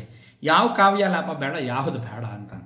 ಈ ಯಾರು ಧೀಮಂತರ ಲಕ್ಷಣ ಏನು ಅಂತಂದರೆ ಇಲ್ಲೇನಂತ ಹೇಳ್ತಾರೆ, ಕಾವ್ಯಶಾಸ್ತ್ರ ವಿನೋದೇನ ಕಾಲೋ ಗಚ್ಚತಿ ಧೀಮತ. ಧೀಮಂತರು ಬುದ್ಧಿವಂತರಾದಂಥವರು ಕಾವ್ಯಲಾಪ ಮಾಡೋದರಿಂದ ಕಾವ್ಯಶಾಸ್ತ್ರದ ವಿನೋದವನ್ನು ಆಸ್ವಾದಿಸ್ತಾ ಕಾಲ ಕಳೀತಾರಂತೆ. ಅದೇ ಮೂರ್ಖರಾದರು ವ್ಯಸನೇನ ಚ ಮೂರ್ಖಾನಾಂ ನಿದ್ರಾಣಾಂ ಕಲಹೇನವ. ಮೂರ್ಖರಾದವರು ವ್ಯಸನಗಳಿಂದ ಸದಾ ಕೊರಗ್ತಾ ಇರೋದು, ಅಯ್ಯೋ ಅಪ್ಪ ನಮಗೆ ಕಷ್ಟ, ಹೇಗೆ ಹೀಗೆ ನರಳ್ತಾ ಇರೋದು. ಆಮೇಲೆ ಇಲ್ಲ ಯಾವಾಗಲೂ ಮಲ್ಕೊಂಡು ನಿದ್ದೆ ಮಾಡೋದು, ಮತ್ತು ಇಲ್ಲ ಅಂದರೆ ಯಾರ ಹತ್ರನಾರು ಅನಾವಶ್ಯಕವಾಗಿ ಜಗಳ ಆಡ್ತಕ್ಕಂಥದ್ದು. ಇದು ಮೂರ್ಖರ 3 ಲಕ್ಷಣಗಳನ್ನು ಎಷ್ಟು ಅದ್ಭುತವಾಗಿ ತಿಳಿದಾರೆ. ವ್ಯಸನೇನ ಚ ಮೂರ್ಖಾನಾಂ ನಿದ್ರಾಣಾಂ ಕಲಹೇನವ. ಅಂದರೆ ನಾವು ಯಾರು ಅಂತ ನಾವು ಇದರಲ್ಲಿ ಏನು ಮಾಡ್ತಾ ಇದ್ದೀವಿ ಅಂದರೆ ನಮಗೆ ಗೊತ್ತಾಗುತ್ತೆ. ಅಂದರೆ ಇಲ್ಲಿ ಏನಂತಂದರೆ ದುಃಖ, ವ್ಯಸನ ಅಂದರೆ ದುಃಖ, ಮತ್ತು ನಿದ್ರೆ ಮತ್ತು ಕಾಲಹರಣ, ಇದಿಷ್ಟು ಮೂರ್ಖರ ಲಕ್ಷಣ. ಈ ರೀತಿ ಧೀಮಂತರ ಲಕ್ಷಣ ಏನು ಅಂತಂದರೆ ಕಾವ್ಯಾಲಾಪ, ಕಾವ್ಯಶಾಸ್ತ್ರ ವಿನೋದ ಅಂತ ಹೇಳಿರೋದ್ರಿಂದ ಆ ಒಂದು ಕಾವ್ಯಶಾಸ್ತ್ರ ವಿನೋದದಲ್ಲಿ ಆಸಕ್ತಿಯನ್ನು ಹೊಂದಿರತಕ್ಕಂಥವಳು ಇವಳು ತಾಯಿ ಅಂತ. ಅಸಾರೇ ಖಲು ಸಂಸಾರೇ ದ್ವೇಫಲೇ ಅಮೃತೋಪಮಃ ಕಾವ್ಯಾಮೃತಂ ರಸಸ್ವಾದ ಸಜ್ಜನೇ ಸಹಸಂಗಮಃ ಅಂತ ಆ ಸಜ್ಜನರ ಲಕ್ಷಣನ ಹೇಳಿದ್ದಾರೆ. ಇದು ಇನ್ನೊಂದು ಆಧಾರ. ಇದು ಅಂದರೆ ಅಸಾರೇ ಖಲು ಸಂಸಾರೇ, ಸಂಸಾರದಲ್ಲಿ ಏನು ಸಾರ ಇಲ್ಲ ಅಂತ, ಅಸಾರವಾಗಿರ್ತಕ್ಕಂಥ ಸಂಸಾರದಲ್ಲಿ ದ್ವಿಫಲೇ ಅಮೃತೋಪಮ, 2 ಥರವಾದ ಕೆಲಸಗಳಿಂದ ನಮಗೆ ಅಮೃತತ್ವ ಪ್ರಾಪ್ತಿಯಾಗುತ್ತೆ. ಸಂಸಾರ ಅಸಾರ, ಇದರೊಳಗೆ ಏನು ಸಂಸಾರ ನಿಸ್ಸಾರ, ಇದರೊಳಗೆ ಯಾವುದು ಸಾರ ಇಲ್ಲ. ಆದರೂ ಈ ಸಂಸಾರದಲ್ಲಿ ದ್ವಿಫಲೆ 2 ಕಾರ್ಯಗಳು ನಮಗೆ ಅಮೃತತ್ವದ ಕಡೆಗೆ ನಮ್ಮನ್ನು ಕರ್ಕೊಂಡು ಹೋಗುತ್ತಂತೆ. ಯಾವುದು? ಒಂದು ಕಾವ್ಯಾಮೃತ ರಸಸ್ವಾದ, ಕಾವ್ಯಾಮೃತವನ್ನು ರಸಸ್ವಾದ ಮಾಡ್ತಕ್ಕಂಥದ್ದು. ಸಜ್ಜನೈ ಸಹಸಂಗಮ, ಸಜ್ಜನರ ಒಂದು ಸಾಂಗತ್ಯ ಅಂದರೆ ಸತ್ಸಂಗಗಳು. ಆ ಸತ್ಸಂಗ ಅಥವಾ ಸಜ್ಜನರ ಸಾಂಗತ್ಯ ಮತ್ತು ಕಾವ್ಯಾಮೃತ ರಸಸ್ವಾದ ಇವೆರಡೇ ನಮ್ಮನ್ನು ಅಮೃತತ್ವದ ಕಡೆ ಕರ್ಕೊಂಡು ಹೋಗುತ್ತೆ ಅಂತ. ಹಾಗಾಗಿ ಇಲ್ಲಿ ಕಾವ್ಯಾಲಾಪ ವಿನೋದಿನಿ ಅಂತ ಯಾಕೆ ಕರೆದಿದ್ದಾರೆ? ಈ ಕಾವ್ಯಾಲಾಪ ನಮ್ಮನ್ನು ಅಮೃತತ್ವದ ಕಡೆ ಕರ್ಕೊಂಡು ಹೋಗುತ್ತೆ ಹಾಗಾಗಿ ಅಂತ. ಕಾವ್ಯಾಲಾಪ ಅಂದರೆ ಏನು? ಆ ಕಾವ್ಯಗಳು ಎಲ್ಲಿ ನಮಗೆ ಸಿಗುತ್ತೆ? ಪುರಾಣಗಳಲ್ಲಿ, ಶ್ರುತಿಗಳಲ್ಲಿ, ಸ್ಮೃತಿಗಳಲ್ಲಿ, ವೇದ ವಾಂಗ್ಮಯದಲ್ಲಿ ನಮಗೆ ಕಾವ್ಯ ಸಿಗುತ್ತೆ. ಇದನ್ನೆಲ್ಲ ನಮಗೆ ಕೊಟ್ಟವ್ರು ಯಾರು? ಆ ಸರಸ್ವತಿ. ಸರಸ್ವತಿ ಅಂದರೆ ಯಾರು? ವಶಿನ್ಯಾದಿ ವಾಗ್ದೇವತೆಗಳು. ಈ ಸಹಸ್ರನಾಮ ಸ್ತೋತ್ರನ ಕೊಟ್ಟವ್ರು ಯಾರು? ಈ ಮಹಾಕಾವ್ಯ ಇದೊಂದು ಬ್ರಹ್ಮಾಂಡ ಪುರಾಣದಲ್ಲಿ ಬರೆದು ಇದನ್ನು ಕೊಟ್ಟಿರೋರು ಯಾರು? ವಶಿನ್ಯಾದಿ ವಾಗ್ದೇವತೆಗಳು. ಅವಳು ಯಾರು? ಅಮ್ಮನವರ ಸ್ವರೂಪ. ಅಲ್ಲಿಗೆ ಬರುತ್ತೆ. ಅಲ್ಲಿಗೆ ಕಾವ್ಯಾಲಾಪ ವಿನೋದಿನಿ ಅಂದರೆ ಮೊಟ್ಟ ಮೊದಲನೇದಾಗಿ ವಶಿನ್ಯಾದಿ ವಾಗ್ದೇವತೆಗಳು ಆ ತಾಯಿಯನ್ನು ಸಹಸ್ರನಾಮ ಸ್ತೋತ್ರದಿಂದ ಸೃಷ್ಟಿಸಿದಾಗ ಆ ತಾಯಿಗೆ ಅಪರಿಮಿತವಾದ ಆನಂದವಾಗಿ ಅವರನ್ನು ಅನುಗ್ರಹಿಸ್ತಾಳೆ. ಫಸ್ಟು ಅವ್ರ ಕಡೆ ನೋಡ್ತಾಳೆ. ಅನಂತ ಕೋಟಿ ಬ್ರಹ್ಮಾಂಡದಿಂದ ಬಂದಿರತಕ್ಕಂಥ ಬ್ರಹ್ಮ ವಿಷ್ಣು ಮಹೇಶ್ವರನ್ನು ಬಿಟ್ಟು ವಶಿನ್ಯಾದಿ ವಾಗ್ದೇವತೆಗಳ ಕಡೆಗೆ ಅಮ್ಮನವ್ರು ನೋಡ್ತಾರೆ. ಅದು ಉಪೋದ್ಘಾತದಲ್ಲಿ ನಮಗೆ ಬರುತ್ತೆ. ಆ ರೀತಿ ಈ ಕಾವ್ಯಾಮೃತ ರಸಸ್ವಾದ ಮತ್ತು ಸತ್ಪುರುಷರ ಸಂಘ ಇವೆರಡೂ ಬಹಳ ಮುಖ್ಯವಾಗಿರ್ತಕ್ಕಂಥದ್ದು. ಅದನ್ನೇ ಈ ಕಾವ್ಯಾಲಾಪ ವಿನೋದಿನಿ ಅಂತಕ್ಕಂಥ ನಾಮ ಪ್ರತಿಪಾದನೆ ಮಾಡುತ್ತೆ. ಈಗ ಒಂದು ವಿಶೇಷ ಮಂತ್ರ ರಹಸ್ಯದ ನಾಮದ ಕಡೆಗೆ ನಾವು ಪ್ರವೇಶ ಮಾಡ್ತಾ ಇದ್ದೀವಿ. ಸಚಾಮರ ರಮಾವಾಣಿ ಸವ್ಯ ದಕ್ಷಿಣ ಸೇವಿತ. ಇಲ್ಲೂ ಇದು ಪೂರ್ಣ ಒಂದೇ ಒಂದು ನಾಮ. ಇದನ್ನು ಮತ್ತೆ ಬಿಡಿಸಿ ಹೇಳೋಂಗಿಲ್ಲ. ಸಚಾಮರ ರಮಾವಾಣಿ ಸವ್ಯ ದಕ್ಷಿಣ ಸೇವಿತ. ಇದು ಮೇಲ್ನೋಟಕ್ಕೆ ನಮಗೆ ಒಂದು ಅಮ್ಮನವರ ದಿವ್ಯಮಂಗಳ ವಿಗ್ರಹ ರೂಪ ವೈಭವದ ಸಂಬಂಧಪಟ್ಟಿರ್ತಕ್ಕಂಥ ನಾಮ. ಸಚಾಮರ ಅಂದರೆ ಚಾಮರ ಹಿಡಿದು ಆ ಕಡೆ ಈ ಕಡೆ. ಈಗ ಮಹಾರಾಜ್ಞಿ ಇವಳು ಸಿಂಹಾಸನೇಶ್ವರಿ ಮಹಾರಾಜ್ಞಿ ತಾಯಿ ಕೂತಿದ್ದಾಳೆ. ಸವ್ಯ ಅಂತಂದರೆ ಸವ್ಯ ದಕ್ಷಿಣ. ದಕ್ಷಿಣ ಬಲಭಾಗ, ಸವ್ಯ ಅಂದರೆ ಎಡಭಾಗ. ಇವಳ ಎಡ ಬಲದಲ್ಲಿ ಇನ್ನಿಬ್ಬರು ಇದ್ದಾರೆ. ಯಾರು? ನಾವಲ್ಲಿ ಮಂತ್ರಿಣಿ, ಇಲ್ಲಿ ನೋಡಿ ಮಂತ್ರಿಣಿ ದಂಡಿನಿ ದೇವತೆಗಳು ಆ ಕಡೆ ಈ ಕಡೆ 2 ಜನ ಇದ್ದಾರೆ. ಅಮ್ಮನವ್ರು ಆ ಕಡೆ ಈ ಕಡೆ. ಇದನ್ನು ನಾವು ಮೊದಲಿಂದಲೂ ನಾವು ನೋಡ್ಕೊಂಬಂದಿದ್ದೀವಿ. ಇಲ್ಲಿ ಅವರು ಯಾರ ಸ್ವರೂಪ? ಒಬ್ಬಳು ಜ್ಞಾನ ಸ್ವರೂಪ, ಇನ್ನೊಬ್ಬಳು ಅಮೃತತ್ವ ಅನ್ನಪೂರ್ಣೇಶ್ವರಿ ಶಕ್ತಿ ಸ್ವರೂಪ. ಈಗ ಇದನ್ನು ನೋಡೋಣ. ಇಲ್ಲಿ ಸಚಾಮರ ರಮಾವಾಣಿ. ರಮ ಅಂದರೆ ಯಾರು? ರಮ ಅಂತಂದರೆ ಲಕ್ಷ್ಮಿ. ವಾಣಿ ಅಂದರೆ ಯಾರು? ಸರಸ್ವತಿ. ಆಯಿತಾ? ಅಮ್ಮನವರ ಒಂದು ಕಡೆ ರಮ, ಇನ್ನೊಂದು ಕಡೆ ಲಕ್ಷ್ಮಿ. ಒಂದು ಕಡೆ ಸರಸ್ವತಿ, ಇನ್ನೊಂದು ಕಡೆ ಲಕ್ಷ್ಮಿ ಇದ್ದಾರೆ. ಯಾವ ಕಡೆ? ಸವ್ಯ ದಕ್ಷಿಣ ಸೇವಿತ. ಸವ್ಯ ದಕ್ಷಿಣ. ಸವ್ಯ ಅಂತಂದರೆ ಎಡಭಾಗ, ದಕ್ಷಿಣ ಅಂದರೆ ಬಲಭಾಗ. ಅಮ್ಮನವರ ಎಡಬಲಗಳಲ್ಲಿ ರಮ ಮತ್ತು ವಾಣಿ ಅಂದರೆ ಸರಸ್ವತಿ ಮತ್ತು ಲಕ್ಷ್ಮಿಯರು ಸಚಾಮರ ಅಂದರೆ ಚಾಮರ ಬೀಸ್ತಾ ಇರೋರು. ಚಾಮರ ಆ ಕಡೆ ಈ ಕಡೆ ಇಬ್ಬರು 2 ಚಾಮರ ಹಿಡ್ಕೊಂಡಿದ್ದಾರೇನೋ, ಆ ಚಾಮರ ಸೇವೆಯನ್ನು ಈ ತಾಯಿಗೆ ಮಾಡ್ತಾ ಇರೋನೋ ಥರ ಲಕ್ಷ್ಮೀ ಸರಸ್ವತಿ ಇದ್ದಾರೆ. ಇಲ್ಲೊಂದು ಭಾಳ ವಿಶೇಷ ನಾವು ಒಂದು ಮೊದಲೇ ಮಂದಟ್ಟು ಮಾಡ್ಕೋಬೇಕು. ಏನಂದರೆ ಇಲ್ಲಿ ನಾವು ಹೇಳ್ತಕ್ಕಂಥ ಲಲಿತಾ ತ್ರಿಪುರ ಸುಂದರಿ ತಾಯಿ ಅಂದರೆ ಪಾರ್ವತಿ, ಇವಳು ಮೇಲೆ ಇವರಿಬ್ಬರು ಅಸಿಸ್ಟೆಂಟ್ಸ್, ಇವರಿಗೆ ಚಾಮರ ಬೀಸ್ಕೊಂಡು ಕೂತಿದ್ದಾರೆ ಅಂತ ಅರ್ಥ ಅಲ್ಲ. ನಾವು ಮಹಾಕಾಳಿ, ಮಹಾಲಕ್ಷ್ಮಿ, ಮಹಾಸರಸ್ವತಿ ತ್ರಿಗುಣಾತ್ಮಿಕ ಸ್ವರೂಪದಿಂದಲೇ ನಾವು ಅಮ್ಮನವ್ರನ್ನ ಧ್ಯಾನ ಮಾಡ್ತೀವಿ. ಇಲ್ಲಿ ನಾವು ಲಲಿತಾ ಮಹಾ ತ್ರಿಪುರ ಸುಂದರಿ ಅವಳು ವಿಚಾರ ಮಾಡ್ತಾ ಇರೋದ್ರಿಂದ ಅವಳೇ ಪಾರಮ್ಯ ಮೇಲೆ ಇಟ್ಕೊಂಡಿದ್ದೀವಿ. ನಾವು ಲಕ್ಷ್ಮೀನಾರಾಯಣ ಸ್ವರೂಪ ಮಾಡಬೇಕಾದ್ರೆ ಲಕ್ಷ್ಮಿನೇ ಶ್ರೀಸೂಕ್ತ ತಗೊಂಡಾಗ ಲಕ್ಷ್ಮಿನೇ ಸೆಂಟ್ರ್, ಆ ಕಡೆ ಈ ಕಡೆ ಇವರಿಬ್ಬರು ಇರ್ತಾರೆ. ಇನ್ನು ನಾವು ಸರಸ್ವತಿ ಸ್ವರೂಪವಾಗಿ ತಾಯಿನ ಆರಾಧನೆ ಮಾಡಿ ಆ ಸರಸ್ವತಿನೇ ಪರಮೇಶ್ವರಿ ಪರಬ್ರಹ್ಮ ಸ್ವರೂಪಿಣಿ ಅಂತ ನಾವು ಮಾಡಿದಾಗ ಆ ಸರಸ್ವತಿ ಆ ಕಡೆ ಈ ಕಡೆ ಇವರಿಬ್ಬರು ಚಾಮರ ಹಿಡ್ಕೊಂಡಿರ್ತಾರೆ. ಇದನ್ನು ನಾವು ಒಂದು ಇದರೊಳಗಿರ್ತಕ್ಕಂಥ ಅಂತರಾರ್ಥ ವಿಶೇಷದಿಂದ ಗ್ರಹಿಸಬೇಕೇ ಹೊರತು ಇಲ್ಲಿ ಒಂದು ದೇವತೆಗಳಲ್ಲಿ ತರತಮ ಭೇದಗಳನ್ನು ಇಟ್ಕೊಂಡು ನಮ್ಮ ತಲೆ ಒಳಗಡೆ ಇಲ್ಲದೇ ಇರತಕ್ಕಂಥ ದ್ವೈತ ಭಾವವನ್ನು ತುಂಬಿಕೊಂಡು ನಾವು ಅದರೊಳಗಡೆ ಪರದಾಡ್ತಕ್ಕಂಥ ಗೋಳಿಗೆ ನಾವು ಸಿಕ್ಕಳಕ್ಕೆ ಹೋಗಬಾರ್ದು. ಇದರಲ್ಲಿರ್ತಕ್ಕಂಥ ಅಂತರಾರ್ಥವನ್ನೇ ನಾವು ಗ್ರಹಿಸಬೇಕು. ಈಗ ಬರೀ ಸ್ಥೂಲವಾಗಿ ಇಷ್ಟು ಅರ್ಥ ಆಗಿದೆ, ಇನ್ನು ಬಹಳ ಸೂಕ್ಷ್ಮ ರಹಸ್ಯ ಒಂದು ಇದಕ್ಕೆ ನಾವು ಪ್ರವೇಶ ಮಾಡ್ತಿದ್ವಿ. ಇದು ಮುಖ್ಯವಾಗಿ ಇದು ಒಂದು ನಾಮ, ಬಹಳ ಅದ್ಭುತವಾದ ನಾಮ.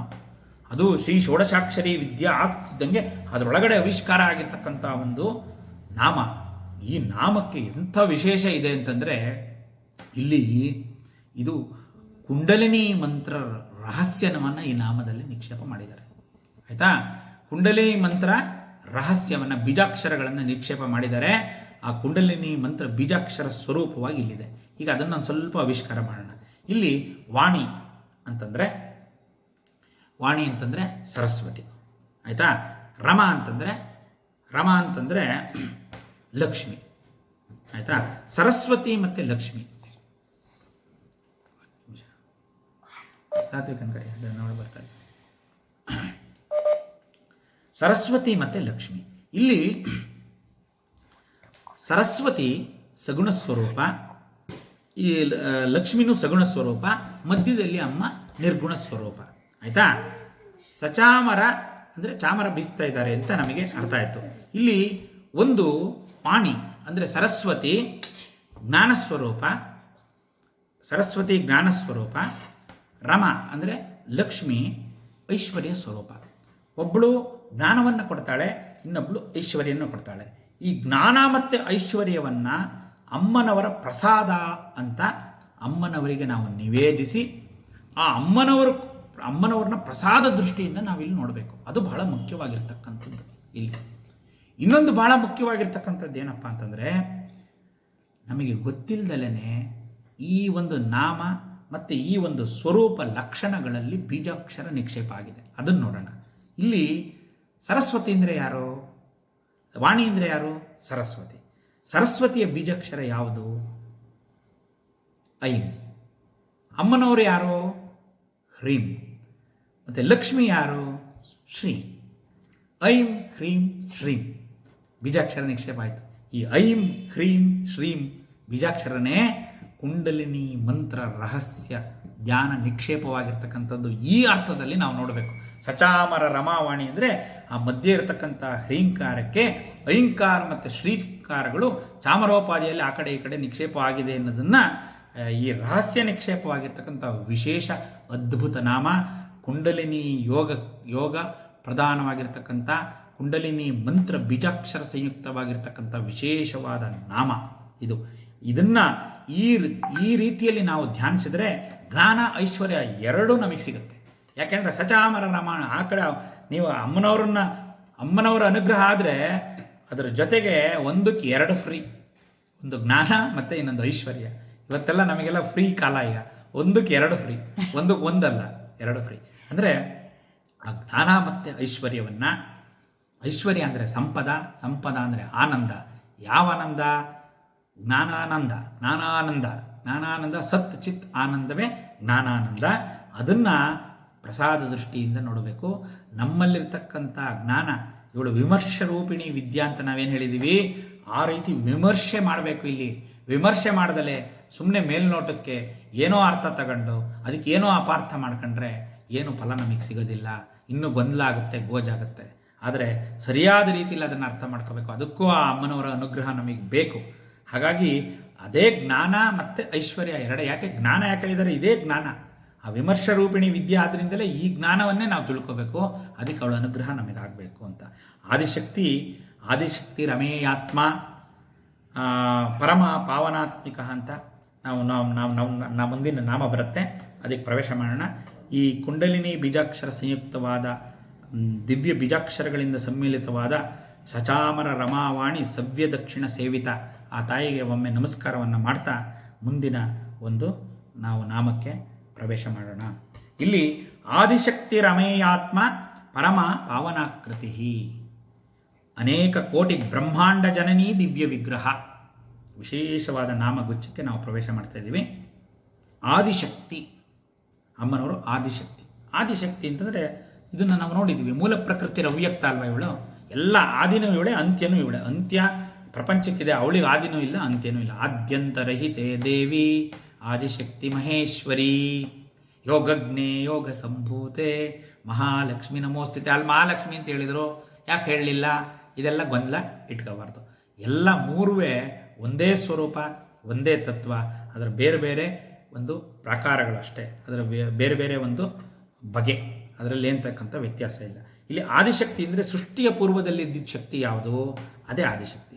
ಈ ಮೂಲವಾದ ಪರಾಶಕ್ತಿ ಸ್ವರೂಪವಾದ ತಾಯಿ, ಮೂಲ ಪ್ರಕೃತಿ ಅವ್ಯಕ್ತವಾಗಿರ್ತಕ್ಕಂಥ ಮೂಲ ಪ್ರಕೃತಿ ಸ್ವರೂಪಿಣಿ. ಆದ್ದರಿಂದ ಇವಳು ಆದಿಶಕ್ತಿ. ಇಡೀ ವಿಶ್ವವನ್ನೇ ವಸ್ತ್ರದಂತೆ ಧರಿಸಿ ವ್ಯಾಪಿಸ್ತಿರ್ತಕ್ಕಂಥ ಅನಂತ ಬ್ರಹ್ಮಾಂಡದಲ್ಲೇ ಬ್ರಹ್ಮಾಂಡ ವ್ಯಾಪಿ ಇವಳು. ಸಮಸ್ತ ಭುವನ ಲೋಕಗಳಲ್ಲೂ ವ್ಯಾಪಿಸಿರ್ತಕ್ಕಂಥ ಶಕ್ತಿ, ಆ ವ್ಯಾಪಿನಿ ಶಕ್ತಿನೇ ಆದಿಶಕ್ತಿ. ಹಾಗಾದರೆ ಈ ಆದಿಶಕ್ತಿ ಏನು? ಆದಿಶಕ್ತಿ ಅಮೇಯಾತ್ಮ ಅಂತ ಮುಂದಿನ ನಾಮ. ಇಲ್ಲಿ ಅಮೇಯ ಅಂತ ಒಂದು ನಾಮ, ಆತ್ಮ ಅಂತ ಒಂದು ನಾಮ ಅಂತ ಕೆಲವರು ಮಾಡ್ಕೊಂಡಿದ್ದಾರೆ. ಅದು ಸರಿನೇ. ಅಮೇಯ ಒಂದು ನಾಮ, ಆತ್ಮನಾಮನೂ ಸರಿನೇ. ಕೆಲವು ಪಾಠಾಂತರದಲ್ಲಿ ಅಮೇಯಾತ್ಮ ಎರಡು ಒಂದೇ ಶಬ್ದ ಇದೆ, ಅದು ಸರಿನೇ. ಅಮೇಯಾತ್ಮನೇ ಸರ್ವ ಸಮ್ಮತವಾದದ್ದು ಅಂತ ನನಗನ್ಸುತ್ತೆ. ಆದರೆ ಎರಡು ಒಂದೇ. ಈಗ ಅಮೇಯ ಅಂದ್ರೇನು, ಆತ್ಮ ಅಂದ್ರೇನು ನೋಡಿದರೆ ನಮಗೆ ಈ ಗೊಂದಲ ಇರೋದಿಲ್ಲ. ಅಮೇಯ ಅಂತಂದರೆ ಇದು ಇಷ್ಟು ಅಂತೂ ಹೇಳೋಕ್ಕಾಗದೇ ಇರತಕ್ಕಂಥದ್ದು. ಅಮೇಯ ಅಂದರೆ ಇದಮಿತ್ತಮ್ ಅಂತ ಇದನ್ನು ಹೇಳೋಕ್ಕೆ ಆಗದೆ ಇರತಕ್ಕಂಥದ್ದು ಅಂತ. ಅದನ್ನೇ ತತ್ವ ಅಂತ, ತತ್ವಸ್ತು ಬಗ್ಗೆ ನಾವೇನು ವಿಚಾರ ಮಾಡಿದ್ವಿ ಆ ತದ್ವಸ್ತುನೇ ಅಮೇಯ. ಇಲ್ಲಿ ಅಮೇಯ ಅಂತಂದರೆ ಇದು ಇಷ್ಟು ಎಂದು ಹೇಳಲಾಗದ, ಮತ್ತು ಅದಕ್ಕೆ ಯಾವುದೇ ಕೊರತೆ ಇಲ್ಲದೆ ಇದ್ದನ್ನು ಅಮೇಯ ಅಂತಾರೆ. ಏನಾದ್ರು ಕೊರತೆ ಕಂಡ್ರೆ ಅದು ಮೇಯ, ಕೊರತೆ ಇಲ್ಲದೆ ಇದ್ದರೆ ಅದು ಅಮೇಯ ಅಂತ. ಅಂದರೆ ಅದರ ಅಳತೆ ನಮಗೆ ಅಳತೆಗೊಳಪಡದಂತೆ ಇರತಕ್ಕಂಥ ಇಹುದೋ ಇಲ್ಲವೋ ಮಂಕುತಿಮ್ಮನ ಕಗ್ಗ ಅದ್ಭುತವಾಗಿ DVG ಅವರು ಬರೆದಿದ್ದಾರೆ. ಅದೇ ತತ್ವ ಇದು. ಅಂದರೆ ಒಡದೇ ಇರತಕ್ಕಂಥದ್ದು, ಅದರ ಅಳತೆನೇ ನಮಗೆ ಗೊತ್ತಿಲ್ಲ. ಯಾವ ರೀತಿ? ದೇಶ, ಕಾಲ ಮತ್ತು ವಸ್ತು ಕೊರತೆ. ಮೂರು ಥರ ಕೊರತೆ: ದೇಶ ಕೊರತೆ, ಕಾಲ ಕೊರತೆ ಮತ್ತು ವಸ್ತು ಕೊರತೆ. ಈ ಮೂರು ಪ್ರಕಾರದ ಕೊರತೆಗಳು ಇಲ್ಲದೆ ಇರತಕ್ಕಂಥ, ಮತ್ತು ಹೇಗಿರಬೇಕಿದು? ಸರ್ವದಾ ಪೂರ್ಣವಾಗಿ ಇರತಕ್ಕಂಥ ಒಂದು ಸ್ವರೂಪಕ್ಕೆ ಅಮೇಯ ಅಂತ ಕರೀತಾರೆ. ಇಲ್ಲಿ ಅಮೇಯ ಅಂತಂದರೆ ಏನು ಅಂತ ನಿಘಂಟು ಅರ್ಥ ನಾವು ನೋಡಿದ್ರೆ ನಮಗೆ ಆ ಪದ ಯಾಕೆ ಬಳಸಿದ್ದಾರೆ, ಅಮೇಯ ಆತ್ಮ ಅಂತ. ಆತ್ಮಸ್ವರೂಪ, ಆತ್ಮ ಗುಣಗಳು ಏನು ಅಂತ ನಮಗೆ ಅರ್ಥ ಆಗುತ್ತೆ. ಅಮೇಯ ಅಂತಂದರೆ ಇದು ಸತ್ಯ, ಜ್ಞಾನ, ಅನಂತ. ಸತ್ಯಂ ಜ್ಞಾನಮನಂತಂ ಬ್ರಹ್ಮ ಯೋ ವೇದ ನಿಹಿತಂ ಗುಹಾಯ ಅಂತ ತೈತರೀಯ ಉಪನಿಷತ್ ಹೇಳುತ್ತೆ. ಇದು ಸತ್ಯ ಜ್ಞಾನ, ಸತ್ಯ ಸ್ವರೂಪ. ಯಾವುದು ಸತ್ಯವೋ, ಯಾವುದು ಜ್ಞಾನಸ್ವರೂಪವೋ ಮತ್ತು ಯಾವುದು ಅನಂತವೋ, ಅನಂತತ, ಇದು ವಿಶೇಷ ಗುಣ, ಆತ್ಮಗುಣ. ಇದು ಸತ್ಯಂ ಜ್ಞಾನಮನಂತಂ ಬ್ರಹ್ಮ. ಆ ಬ್ರಹ್ಮವಸ್ತುವೇ ಪರಬ್ರಹ್ಮವಸ್ತು, ಅದೇ ಆತ್ಮವಸ್ತು. ಇಲ್ಲಿ ಅಮೇಯಾತ್ಮ ಅಂತ ಹೇಳಿರೋದು ಯಾಕೆ ಅಂತಂದರೆ ಇದಿಷ್ಟು. ಇದರ ಜೊತೆಗೆ ಇನ್ನಷ್ಟು ಗುಣ ವಿಶೇಷಗಳು. ಅಚರ, ಇದು ಚರ ಅಲ್ಲ, ಅಚರ. ಅಮರ, ಇದಕ್ಕೆ ಮರಣ ಇಲ್ಲ, ಅಮರ.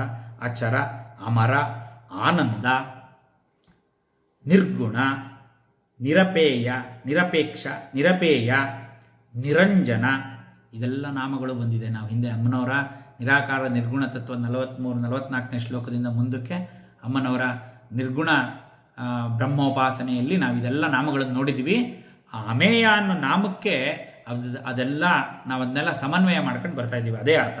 ನಿರ್ಗುಣ, ನಿರಂಜನ, ನಿರ್ವಿಕಾರ, ನಿರ್ಮಲ, ನಿಶ್ಚಲ, ಅಮೃತ, ಅಪರಿಚ್ಛಿನ್ನ, ನಿತ್ಯ, ಶುದ್ಧ, ಶಾಶ್ವತ, ಅನಂತತ, ಅಮರ, ಅದಾಯಿತು.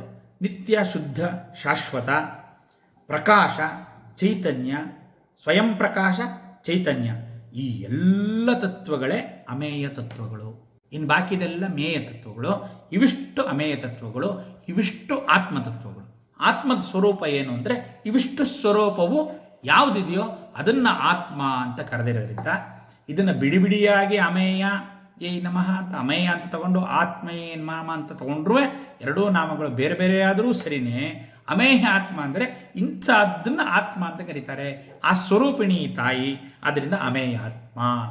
ಎರಡು ನಾಮನು, ಎರಡು ಪಾಠಾಂತರನು ಸಮಂಜಸವಾಗಿದೆ, ಸರಿಯಾಗಿದೆ. ಇನ್ನು ಆತ್ಮ ಎಲ್ಲಿದೆ, ಹೇಗಿದೆ ಅಂತ ಕೇಳಿದರೆ ಆತ್ಮ ಅಂದರೆ ಏನು, ಅದು ಎಲ್ಲಿದೆ ಅಂದರೆ ಆತ್ಮನ ಅಮೇಯ ಅಂದರೆ ಚೈತನ್ಯ ಅಮೇಯ. ಇಲ್ಲಿ ಚೈತನ್ಯಮಯ ಆತ್ಮ, ಚೈತನ್ಯ ಅಮೇಯ. ಅಚೈತನ್ಯ ವಸ್ತುಗಳೆಲ್ಲ ಮೇಯ, ಅಂದರೆ ಉಪಾಧಿಗಳೆಲ್ಲ ಮೇಯ, ಆತ್ಮ ಅಮೇಯ.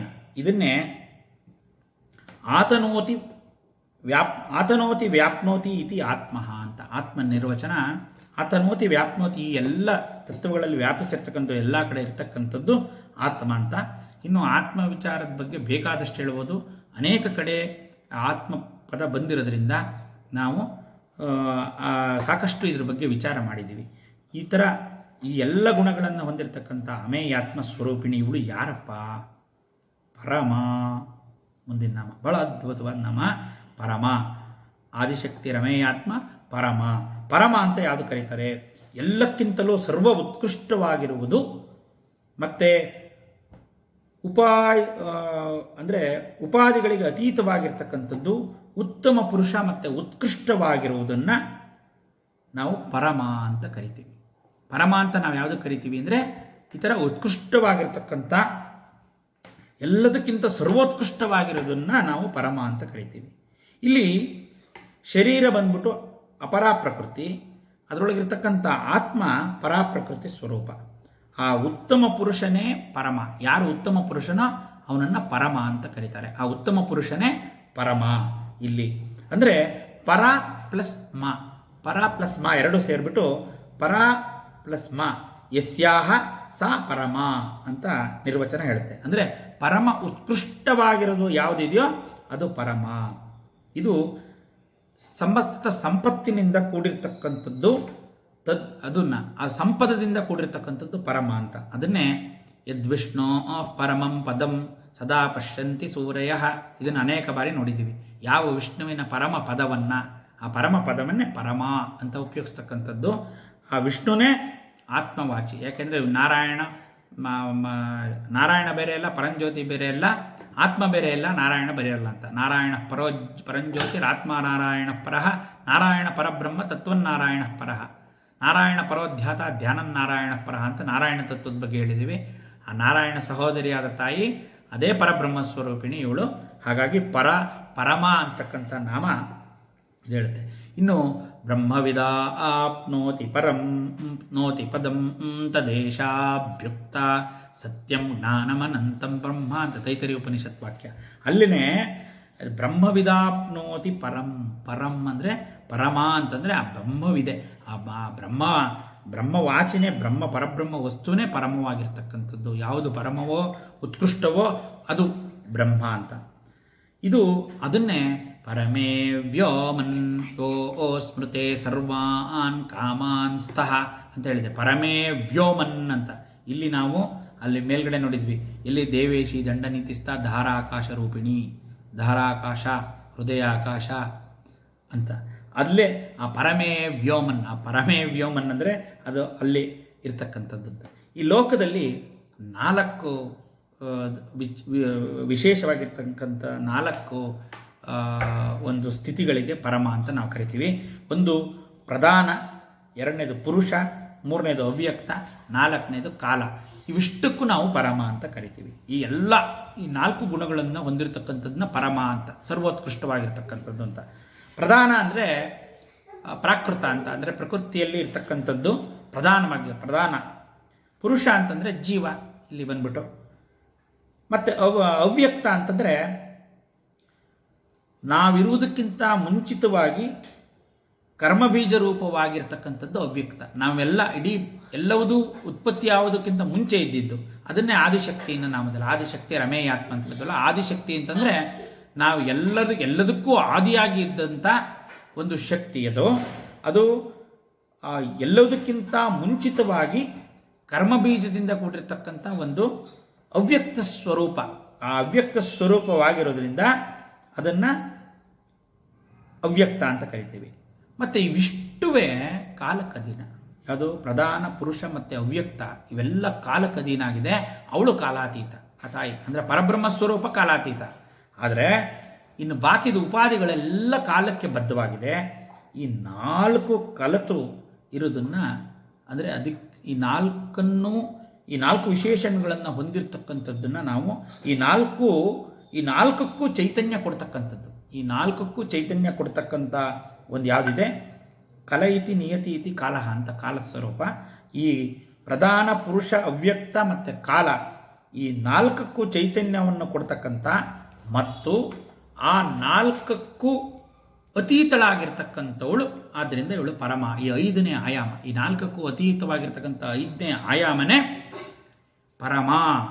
ಈ ರೀತಿಯಾಗಿ ಯಾರು ಆ ಅಮ್ಮನವರನ್ನು ಆರಾಧಿಸ್ತಾರೋ ಅವರನ್ನು ಈ 4ರಿಂದ ಪಾರು ಮಾಡಿ ಮೇಲೆತ್ತಿ ಕೈವಲ್ಯ ಪದವಿ, ಮೋಕ್ಷ ಪದವಿಯನ್ನು ಕೊಡ್ತಕ್ಕಂಥ ತಾಯಿ ಇವಳಾದ್ರಿಂದ ಪರಮ ಪಾವನಾಕೃತಿ.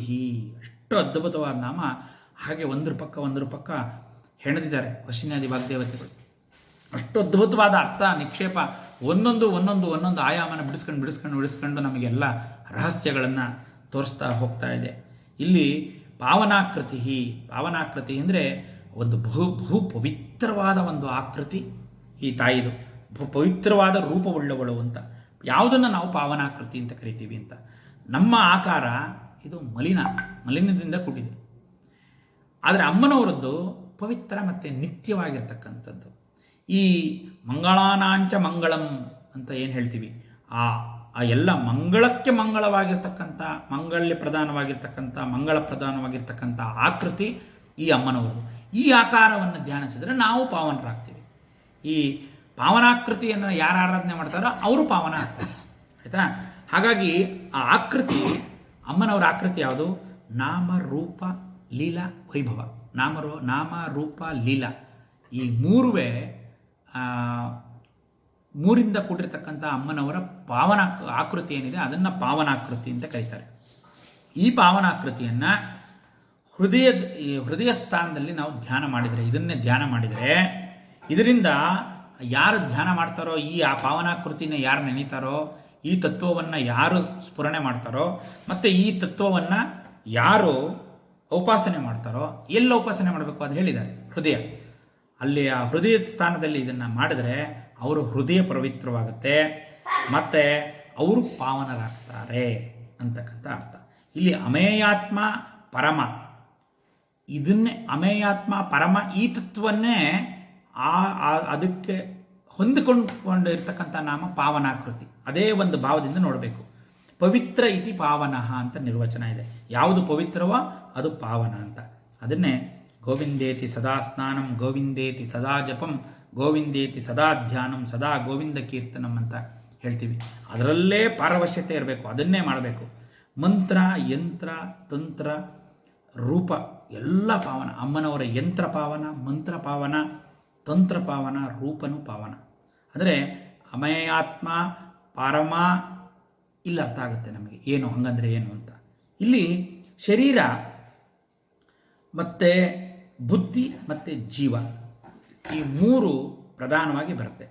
ಯಾವ್ಯಾವುದು ಹೆಂಗೆ ಪಾವನ ಆಗುತ್ತೆ ಅಂತ ನೋಡೋಣ. ಶರೀರ, ಬುದ್ಧಿ ಮತ್ತು ಜೀವವನ್ನು ಯಾವುದು ಪವಿತ್ರಗೊಳಿಸುತ್ತೋ ಅದು ಪಾವನ, ಅದು ಪಾವನಾಕೃತಿ. ಹೇಗೆ ನೋಡೋಣ. ಶರೀರ ಶುದ್ಧಿ ತಪಸ್ಸು ಮತ್ತು ವಿದ್ಯೆಯಿಂದ ಮತ್ತು ಉಪಾಸನೆಯಿಂದ ಶರೀರ ಶುದ್ಧಿಯಾಗುತ್ತೆ. ಆಯಿತಾ. ಬುದ್ಧಿ ಬಂದ್ಬಿಟ್ಟು ಜ್ಞಾನದಿಂದ ಭಗವತ್ತತ್ವ ಚಿಂತನೆಯಿಂದ ಬುದ್ಧಿ ಶುದ್ಧಿಯಾಗುತ್ತೆ. ಜೀವ ಬಂದ್ಬಿಟ್ಟು ತಾನು ಈಶ್ವರನಿಗಿಂತ ಬೇರೆ ಅಲ್ಲ, ಆ ಈಶ್ವರನೇ ಜೀವೋ ದೇವ ಸನಾತನ, ಜೀವನೇ ದೇವರು. ಹಾಗಾಗಿ ಆ ಈಶ್ವರ ತತ್ವಕ್ಕೂ ಆತ್ಮತತ್ವಕ್ಕೂ ಏನು ವ್ಯತ್ಯಾಸ ಇಲ್ಲ, ಆ ಪರಮಾತ್ಮಕ್ಕೂ ಜೀವಾತ್ಮಕ್ಕೂ ಏನು ವ್ಯತ್ಯಾಸ ಇಲ್ಲ ಅಂತ ಯಾವಾಗ ಅರಿಯುತ್ತೆ ಆವಾಗ ಜೀವ ಪಾವನ ಆಗುತ್ತೆ. ಈ ಶರೀರ, ಬುದ್ಧಿ ಮತ್ತು ಜೀವ ಇದನ್ನೇ ಕ್ಷೇತ್ರಜ್ಞ ಯೋಗ ಅದರೆಲ್ಲ ನಾವು ವಿಚಾರ ಮಾಡಿರ್ತಕ್ಕಂಥದ್ದು. ಈ ಪಾವನಾಕೃತಿಯಿಂದ ಕೂಡಿರ್ತಕ್ಕಂಥ ಈ ಅಮ್ಮನವರ ಪಾವನಾಕೃತಿ, ಇದರಿಂದ ಮೂರುವೇ ಪಾವನವಾಗುತ್ತೆ ಅಂತಕ್ಕಂಥ ಅರ್ಥ. ಇದು ಆ ಪಾವನಾಕೃತಿಯಾದ ಇಂದ ಕೂಡಿರ್ತಕ್ಕಂಥ ಆದಿಶಕ್ತಿಯ ರಮೇಯಾತ್ಮ ಪರಮ ಪಾವನಾಕೃತಿ. ಆ ತಾಯಿಗೆ ನಮಸ್ಕಾರ ಮಾಡಿ ಮುಂದಿನ ವಿಶೇಷವಾದ ನಾಮಕ್ಕೆ ನಾವು ಪ್ರವೇಶ ಮಾಡ್ತಾ ಇದ್ದೀವಿ. ಇದನ್ನು ನಾನು ಅನೇಕ ಬಾರಿ ಈ ನಾಮ ಬರೋದಕ್ಕೆ ಮುಂಚೆನೇ ಇದನ್ನು ಬಳಸ್ಕೊಂಡಿದ್ದೀನಿ. ಅನಂತ ಕೋಟಿ ಬ್ರಹ್ಮಾಂಡ ಜನನಿ ದಿವ್ಯ ವಿಗ್ರಹ, ಇದು ಒಂದೇ ನಾಮ. ಇಲ್ಲಿ ಮತ್ತೆ ವ್ಯತ್ಯಾಸ ಆಗುತ್ತೆ. ಅನಂತ ಕೋಟಿ ಬ್ರಹ್ಮಾಂಡ ಜನನಿ ದಿವ್ಯ ವಿಗ್ರಹ, ಅದು ಸ್ವಲ್ಪ ಭಾಳ ಗಮನ ಕೊಟ್ಟುಬಿಟ್ಟು ನಾವು ಅದನ್ನು ನೋಡಬೇಕು. ಅನಂತ ಕೋಟಿ ಬ್ರಹ್ಮಾಂಡ ಜನನಿ ದಿವ್ಯ ವಿಗ್ರಹ, ಇದು ಕೂಡಿಸಿನೇ ಹೇಳಬೇಕು, ಒಂದೇ ನಾಮ. ಇದು ಅನಂತ ಕೋಟಿ ಬ್ರಹ್ಮಾಂಡ ಜನನಿ, ಅನಂತ ಕೋಟಿ ಬ್ರಹ್ಮಾಂಡಗಳು ಉತ್ಪತ್ತಿ ಆಯಿತು. ಇದನ್ನು ನಾನು ಹಿಂದೆನೂ ಹೇಳಿದ್ದೀನಿ. ಬ್ರಹ್ಮಾಂಡ ಅಂದರೆ ನಮಗೆ ಗೊತ್ತಿರ್ತಕ್ಕಂಥದ್ದು, ನಮ್ಮ ವಿಜ್ಞಾನಕ್ಕೆ ಗೊತ್ತಿರ್ತಕ್ಕಂಥದ್ದು. ಇವಾಗ ನಾವಿರ್ತಕ್ಕಂಥ ಭೂಮಿ, ಅದು ಇರತಕ್ಕಂಥ ಸೌರವ್ಯೂಹ, ಸೌರಮಂಡಲ ಏನಿದೆ ಅದು, ಈ ಥರ ಅನೇಕ ಸೌರಮಂಡಲಗಳಿಂದ ಕೂಡಿರ್ತಕ್ಕಂಥ ನಾವಿರ್ತಕ್ಕಂಥ ಆಕಾಶಗಂಗೆ, ಮಿಲ್ಕಿ ವೇ ಅಂತ ಕರಿತೀವಿ. ಆಮೇಲೆ ಗ್ಯಾಲಕ್ಸಿ, ಆ ಆಕಾಶಗಂಗೆಗಳು ಪೂರ್ಣ ಒಟ್ಟು ಅದರ ಒಂದು ಇದು ಅವಷ್ಟು ಈ ಥರ ಅನೇಕ ಆಕಾಶಗಂಗೆಗಳನ್ನು ಒಳಗೊಂಡಿರ್ತಕ್ಕಂಥ ಬ್ರಹ್ಮಾಂಡ. ಇದು ಅಂಡಾಕಾರದಲ್ಲಿದೆ ಅಂತ ವಿಜ್ಞಾನನೂ ಹೇಳುತ್ತೆ. ನಮಗೆ ಮೊದಲೇ ಹೇಳಿಬಿಟ್ಟಿದ್ದಾರೆ, ಬ್ರಹ್ಮಾಂಡ ಅಂದರೆ ಅಂಡಾಕೃತಿಯಲ್ಲಿ ಇದಿದೆ ಅಂತ. ಅದು ಆಕಾಶಾಂತರ್ಗತವಾಗಿದೆ. ಆಕಾಶಕ್ಕೆ ಆದಿ ಇಲ್ಲ, ಅಂತ್ಯ ಇಲ್ಲ. ಆದಿ ಅಂತ್ಯ ಇಲ್ಲೇ ಇರದೇ ಒಂದು ಬ್ರಹ್ಮಾಂಡ ನಮ್ಮದು. ಇದರೊಳಗಡೆ ಇನ್ನೂ ಎಷ್ಟೋ ಆಕಾಶಗಂಗೆಗಳು, ಆಕಾಶಕಾಯಗಳು ನಾವಿನ್ನೂ ನಮ್ಮಿಂದ ಅದನ್ನು ಹುಡುಕೋಕ್ಕಾಗಿಲ್ಲ. ಇದೆಲ್ಲ ಯಾವುದೋ ಒಂದು ಸುತ್ತ ಇದೆ, ಅದಕ್ಕೆ ಒಂದು ಬ್ಲ್ಯಾಕ್ ಹೋಲ್ ಅಂತ ಕರೀತಾರೆ. ಆ ಥರದ್ದು ಎಲ್ಲ ಬೇಕಾದಷ್ಟು ವಿಜ್ಞಾನ ಇವತ್ತು ನಮಗೆ ಗ್ಯಾಲಕ್ಸಿ, ನೆಬುಲಾಗಳು, ಮಿಲ್ಕಿ ವೇಗಳು ಇತ್ಯಾದಿ ಅನೇಕ ನಾಮದಿಂದ ಬಿಗ್ ಬ್ಯಾಂಗ್ ಥಿಯರಿ, ಎಕ್ಸ್ಪ್ಯಾನ್ಷನ್ ಅಂತೆಲ್ಲ ಹೇಳುತ್ತೆ. ಇದು ಅಷ್ಟೂ ಸೇರಿ ಒಂದು ಬ್ರಹ್ಮಾಂಡ. ಈ ವಿಜ್ಞಾನ ಕಲ್ಪಿಸ್ಕೊಳ್ಳೋಕ್ಕಾಗೋದು ಒಂದೇ ಒಂದು ಬ್ರಹ್ಮಾಂಡ. ನಮ್ಮ ಪರಂಪರೆಯಲ್ಲಿ ಋಷಿಮುನಿಗಳು ರಾಷ್ಟ್ರರು ಎಲ್ಲಿಗೆ ಹೋಗಿದ್ದಾರೆ ಅಂತ ನೋಡ್ಕೊಳ್ಳಿ. ಇದು ಒಂದು ಬ್ರಹ್ಮಾಂಡ ಅಲ್ಲ, ಇದಕ್ಕಿಂತ ಬೇಕಾದಷ್ಟು ಬ್ರಹ್ಮಾಂಡ ಇದೆ. ಇದ್ರ ಮೇಲೆ ಕೆಳಗೆ ಆ ಕಡೆ ಈ ಕಡೆ ಎಲ್ಲ ಬ್ರಹ್ಮಾಂಡಗಳ ಒಂದು ರಾಶಿನೇ ಇದೆ. ಎಷ್ಟಿದೆ ಅಂದರೆ 1 ಕೋಟಿ 2 ಕೋಟಿ ಅನೇಕ ಕೋಟಿ ಬ್ರಹ್ಮಾಂಡ. ಅನೇಕ ಕೋಟಿಗಳು ಅಂದರೆ ಇನ್ಫಿನಿಟಿ ಅಂತ, ಅದಕ್ಕೆ ಲೆಕ್ಕವಿಲ್ಲದಷ್ಟು ಅಸಂಖ್ಯಾತ ಬ್ರಹ್ಮಾಂಡಗಳು. ಅಸಂಖ್ಯಾತ ಬ್ರಹ್ಮಾಂಡಕ್ಕೆ ದೇವತೆಗಳು, ತ್ರಿಮೂರ್ತಿಗಳು, ಅದನ್ನೆಲ್ಲ ನಾವು ಅಮ್ಮನವ್ರ ರೂಪವೈಭವದಲ್ಲಿ ಬಹಳ ವಿಸ್ತಾರವಾಗಿ ನೋಡಿದ್ದೀವಿ. ಈ ಅನಂತ ಕೋಟಿ ಬ್ರಹ್ಮಾಂಡಗಳ ಜನನಿ ಯಾರೋ, ತಾಯಿ ಯಾರೋ, ಇವಳೆ ಈ ಆದಿಶಕ್ತಿ, ಪರಾಶಕ್ತಿ, ಪರಮೇಶ್ವರಿ, ಪರಬ್ರಹ್ಮ ಸ್ವರೂಪಿಣಿಯಾದ ಈ ತಾಯಿ ಅನೇಕ ಕೋಟಿ ಬ್ರಹ್ಮಾಂಡಗಳನ್ನು ತನ್ನ ಒಡಲೆಂಬ ಗರ್ಭದಲ್ಲಿ ಅಡಕ ಮಾಡ್ಕೊಂಡಿದ್ದಾಳೆ. ಅದನ್ನೇ ವಿಶ್ವಗರ್ಭ, ಸ್ವರ್ಣಗರ್ಭ ನಾಮ ಬರುತ್ತೆ. ಅಲ್ಲಿ ವಿಶ್ವಗರ್ಭ, ಸ್ವರ್ಣಗರ್ಭ ಅಂದರೆ ಇದನ್ನು ಬೀಜ ರೂಪದಲ್ಲಿ ಮೂಲ ಪ್ರಕೃತಿಯ ಅವ್ಯಕ್ತ, ಅದು ನಮಗೆ ವ್ಯಕ್ತ ಆಗಿಲ್ಲ, ಆದರೆ ಅವಳಿಗೆ ಗೊತ್ತದು. ಅದು ಅವ್ಯಕ್ತ ಸ್ಥಿತಿಯಲ್ಲಿದ್ದ ಮೂಲ ಪ್ರಕೃತಿಯನ್ನು ಆ ಸ್ವರ್ಣಗರ್ಭದ ರೀತಿಯಲ್ಲಿ ಧರಿಸಿ ಆ ಅವಳದು ಪ್ರಸವ ಆದ ತಕ್ಷಣ ಇಡೀ ಬ್ರಹ್ಮಾಂಡಗಳೇ ಸೃಷ್ಟಿಯಾಗೋಯ್ತು. ಇವೆಲ್ಲ ಎಷ್ಟು ನಿಮಿಷ ಆಗುತ್ತೆ ಅಂದರೆ ಅವಳ ಒಂದು ಲೆಕ್ಕದಲ್ಲಿ ಉನ್ಮೇಷ ನಿಮಿಷೋತ್ಪನ್ನ ವಿಪನ್ನ ಭುವನಾವಲಿಹಿ ನಾಮ ಇಲ್ಲಿ ತಗೋಬೇಕು. ಅಮ್ಮ ಒಂದು ಸರಿ ಕಣ್ಣು ಮುಚ್ಚಿ ಕಣ್ಣು ಬಿಟ್ಟರೆ ಅನಂತ ಕೋಟಿ ಬ್ರಹ್ಮಾಂಡಗಳು ಸೃಷ್ಟಿಯಾಗ್ತವೆ, ಅನಂತ ಕೋಟಿ ಬ್ರಹ್ಮಾಂಡಗಳು ಲಯ ಆಗುತ್ತೆ. ಅಷ್ಟು ಅವಳು ಒಂದು ರೆಪ್ಪೆ ಹೊಡೆಯುವಷ್ಟು ಅವಳ ಕಾಲದಲ್ಲಿ ಒಂದು ರೆಪ್ಪೆ ಹೊಡೆದು ಬಿಡುವಷ್ಟರಲ್ಲಿ ಅನಂತ ಕೋಟಿ ಬ್ರಹ್ಮಾಂಡಗಳು ಸೃಷ್ಟಿ ಅಷ್ಟೊತ್ತಿಗೆ ಒಂದ್ಸರಿ ಮಹಾಪ್ರಳಯ ಆಗಿ ಪರಮೇಶ್ವರ ಒಂದ್ಸರಿ ತಾಂಡವ ಮಾಡ್ತಾನೆ, ಮಹಾತಾಂಡವ ಸಾಕ್ಷಿಣಿ ಆಗ್ತಾಳೆ. ಪುರಾಣದ ಕಥೆಗಳನ್ನು ವಿದೇಶಿಯರು ಅವರ ಅಜ್ಞಾನದಿಂದ ಉಪೇಕ್ಷೆ ಮಾಡ್ತಾರೆ. ನಮ್ಮಲ್ಲೂ ಸರಿಯಾಗಿ ಅವ್ರಿಗೆ ಹೇಳ್ಕೊಳ್ಳೋದಕ್ಕೆ, ಯಾಕೆಂದರೆ ಇದನ್ನೆಲ್ಲ ಅರ್ಥ ಮಾಡ್ಕೊಳ್ಳೋದಕ್ಕೇ ಒಂದು ಆಯಾಮ ಬೇಕು, ಒಂದು ಕಲ್ಪನೆ ಬೇಕು. ಆ ಕಲ್ಪನೆಗೊಂದು ಮಿತಿ ಇದೆ. ಒಂದು ಕಲ್ಪನೆ, ಈ ಥರದ್ದೊಂದು ಕಲ್ಪನೆ ಅಂತಲೇ ತಿಳ್ಕೊಳ್ಳಿ. ಅದೇ ಸಾಮಾನ್ಯದ ಕಲ್ಪನೆನ, ಅದು ವಾಸ್ತವನೂ ಹೌದು. ಒಂದು ದಿವಸ ವಿಜ್ಞಾನ ಬರೋದು ಅಲ್ಲಿಗೆ, ಅಥವಾ ಕೈಚಲ್ಲಿ ಕೂತ್ಕೋಬೋದು. ಇದೆಲ್ಲ ಇದೆ ಅಂತ ತಿಳಿಸೋದು. ಇದು ಎಲ್ಲಿ ಬ್ರಹ್ಮಾಂಡ ಪುರಾಣದಲ್ಲಿ ಬರ್ತಾ ಇದೆ. ಇದು ನಿಮ್ಮ ಮನೆ ಕತೆ ಅಲ್ಲ. ಇದೇನೋ ನಮ್ಮ ಸಂಸಾರದ್ದು, ನಮ್ಮ ತಾಪತ್ರಯಗಳ ಕತೆ ಅಲ್ಲ. ಇದು ಭಾಳ ವಿಶೇಷವಾಗಿರ್ತಕ್ಕಂಥ ಬ್ರಹ್ಮಾಂಡ ಯಾವ ರೀತಿ ನಿರ್ಮಾಣ ಆಯಿತು, ಯಾವ ರೀತಿ ನಿರ್ವಹಣೆ ಆಗ್ತಾ ಇದೆ, ಮತ್ತು ಈ ಬ್ರಹ್ಮಾಂಡ ಹೇಗೆ ಲಯ ಆಗುತ್ತೆ ಅಂತ ಪೂರ್ತಿ ಬ್ರಹ್ಮಾಂಡದ ಚಿತ್ರಣ ಕೊಡ್ತಕ್ಕಂಥ ಒಂದು ದೊಡ್ಡ ಪುರಾಣ ಬ್ರಹ್ಮಾಂಡ ಪುರಾಣ. ಸಾವಿರಾರು ಸಂಖ್ಯೆಯ ಶ್ಲೋಕಗಳನ್ನು ಒಳಗೊಂಡಿರ್ತಕ್ಕಂಥದ್ದು. ಅದರೊಳಗಡೆ ಈ ದೈವಿ ಮಹಾತ್ಮೆಯನ್ನು ಒಳಗೊಂಡಂಥ ದುರ್ಗಾ ಸಪ್ತಶತಿ ಮತ್ತು ತ್ರಿಶತಿ ಮತ್ತು ಶ್ರೀವಿದ್ಯಾಪರವಾದ ಔಪಾಸನಾ ಲಕ್ಷಣಗಳನ್ನೆಲ್ಲ ಹೇಳಿರ್ತಕ್ಕಂಥ ಶ್ಲೋಕಗಳು ಅದು ಅಸಂಖ್ಯ. ಎಷ್ಟಿದೆಯೋ, ಸಪ್ತಶತಿ 700 ಶ್ಲೋಕ ಇದೆ, ತ್ರಿಶತಿ 300 ಶ್ಲೋಕ ಇದೆ. ಆಮೇಲೆ ಮಂತ್ರಿಣಿ ದಂಡಿನಿ ದೇವತೆಯರ ಸಹಸ್ರನಾಮ ಇದೆ. ಅದೆಲ್ಲ ಆದಮೇಲೆ ಲಾಸ್ಟಿಗೆ ಹಯಗ್ರೀವ ಸ್ವಾಮಿಗೆ ಹಯಗ್ರೀವ ಸ್ವಾಮಿಯವರು ನಮ್ಮ ಅಗಸ್ತ್ಯರಿಗೆ ಈ ಲಲಿತಾ ಸಹಸ್ರನಾಮ ಸ್ತೋತ್ರ ಹೇಳ್ತಾರೆ. ಅದರಲ್ಲಿ 183 ಶ್ಲೋಕ, 365 ಪಾದಗಳಿಂದ ಕೂಡಿರ್ತಕ್ಕಂಥ ಶ್ಲೋಕ. ಅದನ್ನೇ ಒಂದು ಅರ್ಧ ದಾರಿ ಬಂದಿದ್ದೀವಿ. ಒಂದು 621ನೇ ನಾಮ ಇದು. 620ನೇ ನಾಮ ಅನಂತ ಕೋಟಿ ಬ್ರಹ್ಮಾಂಡ ಜನನಿ ದಿವ್ಯ ವಿಗ್ರಹ. ಇಲ್ಲಿಗೆ ನಾವು ಸುಸ್ತಾಗಿ ಹೋಗ್ಬಿಟ್ಟಿದ್ದೀವಿ. ಅಂದರೆ ನಮಗೆ ಈ ಕಲ್ಪನೆನೇ ನಮ್ಮಲ್ಲಿ ಎಂಥ ಕಲ್ಪನೆ, ಅದ್ಭುತ ಕಲ್ಪನೆ. ಅನಂತ ಕೋಟಿ ಬ್ರಹ್ಮಾಂಡ ಜನನಿ ದಿವ್ಯ ವಿಗ್ರಹ ಇದು ಅದು ನಾಮ. ಅಂದರೆ ಅನಂತ ಕೋಟಿ ಬ್ರಹ್ಮಾಂಡ ಜನನಿ ಒಂದು ನಾಮ, ದಿವ್ಯ ವಿಗ್ರಹ ಒಂದು ನಾಮ. ಆದರೆ ಅದನ್ನ ಒಟ್ಟಿಗೆ ಅರ್ಥದಲ್ಲಿ ತಗೋಬೇಕಾದ್ರೆ ಒಟ್ಟಿಗೆ ನಾವು ತಗೋಬೇಕು. ಇಲ್ಲಿ ಆ ಒಂದು ವಿಶೇಷ ನೋಡಿ, ಎಷ್ಟು ಆ ಒಂದು ವ್ಯಾಪ್ತಿ ಎಷ್ಟಿದೆ. ಅದು ವಾಸ್ತವ ಆದರೆ ಏನಿದೆ, ಅದು ವಾಸ್ತವದಲ್ಲಿ ಏನು ವಾಸ್ತವತೆ ಇದೆ, ಅದನ್ನು ಇಷ್ಟರಲ್ಲಿ ಉನ್ಮೇಷ ನಿಮಿಷದಲ್ಲಿ ಮುಗಿದೋಗುತ್ತೆ. ಇನ್ನು ಏನೇನಿದೆಯೋ ನಮ್ಮ ಕೈಲಿ ಇಷ್ಟೇ ತಿಳ್ಕೊಳ್ಳೋಕ್ಕಾಗಿದ್ದು ಅಂತ ಅಲ್ಲಿ. ಇದು ಅಂಥ ಒಂದು ಸ್ವರೂಪ ಆ ತಾಯಿ ಅಂತಕ್ಕಂಥದ್ದನ್ನ ಆ ವಿರಾಟ್ ಪುರುಷನ ಒಂದು ಲಕ್ಷಣವನ್ನು ಹೇಳ್ತಾರೆ. ಇದಕ್ಕೊಂದು ಉಪಮಾನ ನಾವು ಹೇಳಬೇಕು ಅಂದರೆ, ಆ ವಿರಾಟ್ ಪುರುಷನ ಒಂದೊಂದು ರೋಮಕೂಪದಲ್ಲೂ ಒಂದೊಂದು ಬ್ರಹ್ಮಾಂಡ ಇದೆ ಅಂತ ಹೇಳುತ್ತೆ ಇನ್ನೊಂದು ಕಡೆ ಪುರಾಣದಲ್ಲಿ. ಇದನ್ನು ನಮ್ಮ ಒಂದು ಅಂಡರ್ಸ್ಟ್ಯಾಂಡಿಂಗಿಗೆ, ನಾವು ಅರ್ಥ ಮಾಡ್ಕೊಳ್ಳೋದಕ್ಕೆ ಈ ಥರ ಹೇಳ್ಬೋದು.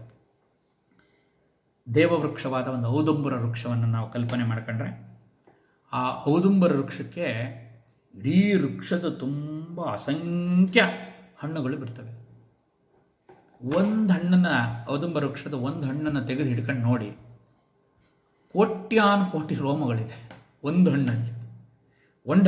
ಇಡೀ ಔದುಂಬರ ವೃಕ್ಷದಲ್ಲಿ ಇರತಕ್ಕಂಥ ಅಸಂಖ್ಯ ಹಣ್ಣುಗಳು, ಆ ಹಣ್ಣುಗಳಲ್ಲಿರ್ತಕ್ಕಂಥ ರೋಮಕೂಪ ಮತ್ತು ಔದುಂಬರ ವೃಕ್ಷದಲ್ಲಿರ್ತಕ್ಕಂಥ ರೋಮಕೂಪ ಎಲ್ಲ ಏನು ಒಟ್ಟು ಎಲ್ಲಿದೆ, ಆ ಒಂದೊಂದು ಕೂದಲು, ಒಂದೊಂದು ರೋಮಕೂಪಕ್ಕೆ ಒಂದೊಂದು ಬ್ರಹ್ಮಾಂಡ ಅಂತ ಇಟ್ಕೊಂಡ್ರೆ ಅನಂತ ಕೋಟಿ ಬ್ರಹ್ಮಾಂಡ ಅದಕ್ಕೆ ಸಮ ಆಗ್ಬೋದು ಅಂತ ಒಂದು ಉಪಮಾನ ಅಷ್ಟೇ. ಇಲ್ಲಿ ಅನಂತ ಕೋಟಿ ಬ್ರಹ್ಮಾಂಡ ಕಲ್ಪನೆ. ಆ ವೃಕ್ಷದಲ್ಲಿ ಹರಿತಾ ಇರತಕ್ಕಂಥ ರಸ ಇದೆಯಲ್ಲ, ಅದೇ ಅಮ್ಮನವರು ಅಂತ. ಹಂಗಾರೆ ಅಮ್ಮನವರು ಯಾರು ಅಂದರೆ, ಈ ಅನಂತ ಕೋಟಿ ರೋಮಕೂಪವನ್ನು, ಅಂದರೆ ಬ್ರಹ್ಮಾಂಡ ಸ್ವರೂಪ ರೋಮಕೂಪ. ಇಲ್ಲಿ ಬ್ರಹ್ಮಾಂಡ ಅಂದರೆ ಅನಂತ ಕೋಟಿ ಬ್ರಹ್ಮಾಂಡ ಅಂದ್ರೆ ಹಂಗೆ ತಿಳ್ಕೊಳ್ಳಿ. ಇರ್ತಕ್ಕಂಥ ಆ ಔದುಂಬ ವೃಕ್ಷದಲ್ಲಿ ಆ ಬೇರಿಂದ ತುದಿವರೆಗೂ ಒಂದು ರಸ ಹರಿತಾ ಇದೆ. ಅದರಲ್ಲಿ ಆ ಹರಿಯೋ ರಸವೇ ಅಮ್ಮನವರು. ಇದನ್ನೇ ಚಿದೇಕ ರಸರೂಪಿಣಿ ಅಂತ ಅಮ್ಮನವರಿಗೆ ಹೇಳ್ತಾರೆ. ಇದು ಯಾವುದರಿಂದ ಬಂದಿದೆ? ದಿವ್ಯ ವಿಗ್ರಹ. ಇದೇನು ಸಾಮಾನ್ಯದ ವಿಗ್ರಹ ಅಲ್ಲ. ಭಗವದ್ಗೀತೆಯಲ್ಲಿ ಆ ಪರಮಾತ್ಮನ ಒಂದು ವಿಭೂತಿ ಯೋಗದಲ್ಲಿ ವಿಭೂತಿಯನ್ನು ಹೇಳ್ತಾರೆ. ಮತ್ತು ಆ ವಿಶ್ವರೂಪ ದರ್ಶನ ಯೋಗದಲ್ಲಿ ಆ ವಿರಾಟ್ ರೂಪ ದರ್ಶನವನ್ನು ನಮಗೆ ಭಗವದ್ಗೀತೆ ಮಾಡಿಸುತ್ತೆ. ಆ ವಿಷ್ಣುವಿನ ವಿರಾಟ್ ಸ್ವರೂಪನೇ ಪರಬ್ರಹ್ಮದ ಅಂದರೆ ನಿರಾಕಾರ ನಿರ್ಗುಣ ತತ್ವವಾದ ಪರಬ್ರಹ್ಮದ ಸಗುಣ ಸಾಕಾರ ರೂಪ. ಆ ಸಗುಣ ಸಾಕಾರ ರೂಪ ಅಪ್ರಮೇಯ, ಪಾವನಾಕೃತಿ, ಅಮೇಯಾತ್ಮ, ಈ ಥರ ನಾಮಗಳಿಂದ ಕೂಡಿದ ಪರಮ ಪಾವನವಾಗಿರ್ತಕ್ಕಂಥದ್ದು. ಆದರೆ ಅದರ ಸ್ವರೂಪ ವರ್ಣನೆ ಎಷ್ಟು ದೊಡ್ಡದು ಅಂದರೆ ಅನಂತಕೋಟಿ ಬ್ರಹ್ಮಾಂಡ ಜನನೀ ದಿವ್ಯ ವಿಗ್ರಹ. ಅನಂತಕೋಟಿ ಬ್ರಹ್ಮಾಂಡಗಳನ್ನು ಮಾಡಬೇಕಾದ್ರೆ ಆ ನಿರ್ಮಾತೃ ಹೆಂಗಿರಬೇಕು, ಅಷ್ಟು ಸಶಕ್ತನಾಗಿರಬೇಕು ನಿರ್ಮಾತೃ. ಹಾಗಾಗಿ ಅಮ್ಮನವರ ವಿಗ್ರಹ ಸಾಮಾನ್ಯ ವಿಗ್ರಹ ಅಲ್ಲ, ಇದು ಒಂದು ದಿವ್ಯ ವಿಗ್ರಹ. ಭೌತಿಕ ವಿಕಾರಗಳಿಲ್ಲದ ಪವನಾಕೃತಿ ಅಂತ ನಾವೆಲ್ಲ ಹೇಳಿದ್ದೀವಿ. ದಿವ್ಯವಾಗಿರ್ತಕ್ಕಂಥ ಡಿವೈನ್. ವಿಶೇಷವಾಗಿ ವಿಗ್ರಹ ಅಂದರೆ ವಿಶೇಷವಾಗಿ ಗ್ರಹಿಸ್ತಕ್ಕಂಥದ್ದು ಅಂತ ವಿಗ್ರಹ ಅಂತ. ಇದನ್ನು ಸಾಮಾನ್ಯವಾಗಿ ಇದು ನಮ್ಮ ಅರ್ಥ ಆಗುತ್ತೆ ನಮಗೆ. ಅದಕ್ಕೆ ಒಂದು ವಿಶೇಷವಾಗಿ ಇದನ್ನು ಗ್ರಾಹ್ಯ ಮಾಡಬೇಕು. ಅದನ್ನೇ ವಿಮರ್ಶ ರೂಪಿಣಿ ವಿದ್ಯೆ ಅಂತ ಹೇಳಿದ್ರು. ವಿಶೇಷವಾಗಿ ಇದನ್ನು ಗ್ರಹಿಸಬೇಕು. ಆ ವಿಶೇಷವಾಗಿ ಗ್ರಹಿಸೋದ್ರಿಂದ ಅದನ್ನು ವಿಗ್ರಹ ಅಂತ ಕರೀತಾರೆ. ವಿಗ್ರಹ ಅಂದರೆ ನಾವೊಂದು ದೇವರದೊಂದು ವಿಗ್ರಹ ಅಂತ ನಾವೆಲ್ಲಿ ನೋಡಿರ್ತೀವಿ ಸರಿಯಾಗಿ. ನಿಜವಾಗಿ ಯಾವುದಾದ್ರೂ ಒಂದು ದೇವತಾ ವಿಗ್ರಹ ನೋಡಿದ್ರೆ ಕೈ ಮುಂದ್ಕೊಂಬ ಎಷ್ಟೋ ಜನ ದೇವ್ರ ಮುಂದ್ಗಡೆ ಹೋಗಿ ನಿಂತ್ಕೊಂಡ್ಬಿಟ್ಟು ಕಣ್ಣು ಮುಚ್ಕೊಂಡ್ಬಿಟ್ಟು ಕೆನ್ ಹೊಡ್ಕೋತಾರೆ. ಹೊಡ್ಕೋಬೇಕು ಒಂದು ಸರಿ ಜೋರಾಗಿ. ಯಾಕೆಂದರೆ ಅಲ್ಲಿ ಆ ದೇವತಾ ಸ್ವರೂಪ ನೋಡಬೇಕು. ಈಗ ದಕ್ಷಿಣಾಮೂರ್ತಿ ಅಂತ ಹೋಗಿ ನೋಡ್ತೀವಿ. ಈ ಎಡಗಡೆ ಕಿವಿಲಿ ಏನಿದೆ, ಬಲಗಡೆ ಕಿವಿಲಿ ಏನಿದೆ ನೋಡಬೇಕು. ಸ್ವರೂಪ ಅಮ್ಮನವರು ಚತುರ್ಬಾಹು ಸಮನ್ವಿತ. ಯಾವ್ಯಾವ ಕೈಯಲ್ಲಿ ಏನಿದೆ, ಆಕಾರ ಯಾಕೆ ಕೊಟ್ಟಿದ್ದಾರೆ, ಅದರ ಸ್ವರೂಪ ಏನು, ಅದ್ರ ಹಿನ್ನೆಲೆ ಅದನ್ನೆಲ್ಲ ನೋಡಬೇಕು. ವಿಗ್ರಹ ಅಂದರೆ ಅದು ವಿಶೇಷವಾಗಿ ಗ್ರಹಿಸಬೇಕು. ಅದನ್ನು ಆ ವಿಗ್ರಹನ ಮಾಡಬೇಕಾದ್ರೆ ಅಷ್ಟು ಆ ದೇವತೆಯ ಧ್ಯಾನ ಶ್ಲೋಕದಲ್ಲಿ ವರ್ಣಿತವಾಗಿರ್ತಕ್ಕಂಥ ಮೂರ್ತಿ, ಅದನ್ನು ಮೂರ್ತೀಕರಿಸೋಕ್ಕೆ ಸಾಕಷ್ಟು ಪ್ರಯತ್ನ ಮಾಡಿರ್ತಾರೆ. ಅದು ಅಪೂರ್ಣ. ಪೂರ್ಣವಾಗಿ ನಾವು ಆ ದೃಶ್ಯ ನೋಡಿದಾಗಲೇ ಅದು ಗೊತ್ತಾಗ್ತಕ್ಕಂಥದ್ದು. ಅದು ಈ ಕಣ್ಣಿಂದ ನೋಡೋಕ್ಕಾಗಲ್ಲ. ಅದಕ್ಕೆ ದಿವ್ಯ ಚಕ್ಷುಸ್ಬೇಕು. ಅದಕ್ಕೆ ವೈಡರ್ ಸ್ಪೆಕ್ಟ್ರಮ್ ಬೇಕು. ಬರೀ ವಿಬ್ಗೈ ಹಾರ್ಸೋಕ್ಕಾಗಲ್ಲ. ಅಲ್ಟ್ರಾ ವೈಲೆಟ್, ಇನ್ಫ್ರಾರೆಡ್ಡು, ಅದರ ಆಚೆಗಿರ್ತಕ್ಕಂಥ ಎಲ್ಲ ಗ್ಯಾಮಾ ಇತ್ಯಾದಿ ಅದಕ್ಕೂ ಗೋಚರವಾಗಿರ್ತಕ್ಕಂಥ ಎಲ್ಲ ವೇವ್ಸನ್ನು ಗ್ರಹಿಸುವಂಥ ಶಕ್ತಿ ಇರಬೇಕು. ಆವಾಗ ಮಾತ್ರ ಆ ದಿವ್ಯ ಮಂಗಳನ್ನ ನೋಡೋಕ್ಕಾಗೋದು. ಆ ನೋಡಿದ್ದನ್ನು ಮತ್ತೆ ಈ ವಾಕ್ಕಲ್ಲಿ ಅದು ಅಷ್ಟೇ, ಎಲ್ಲೋ ದಶಾಂಶನ ನಾವು ವಾಕ್ಕಲ್ಲಿ ಹೇಳ್ಬೋದು, ಹೇಳೋಕ್ಕಾಗಲ್ಲ. ಅಂಥ ಒಂದು ಸ್ವರೂಪ ಆ ವಿರಾಟ್ ವಿಗ್ರಹ. ಅದನ್ನು ನಾವು ಇಲ್ಲಿ ಅದನ್ನೇ ದಿವ್ಯಮಂಗಳ ವಿಗ್ರಹ ಅಂತ ಅಮ್ಮನವರ ವಿಗ್ರಹನ ದಿವ್ಯಮಂಗಳ ವಿಗ್ರಹ ಅಂತ ವಿಶೇಷವಾಗಿ ಗ್ರಹಿಸ್ಬೋದು. ಆ ವಿಗ್ರಹನೇ ಭಗವತ್ ತತ್ವ. ಆ ಭಗವತ್ ತತ್ವವನ್ನು ವಿಶೇಷವಾಗಿ ಗ್ರಹಿಸಬೇಕು. ಆದ್ದರಿಂದ ಇದು ದಿವ್ಯ ವಿಗ್ರಹ. ಇಲ್ಲಿ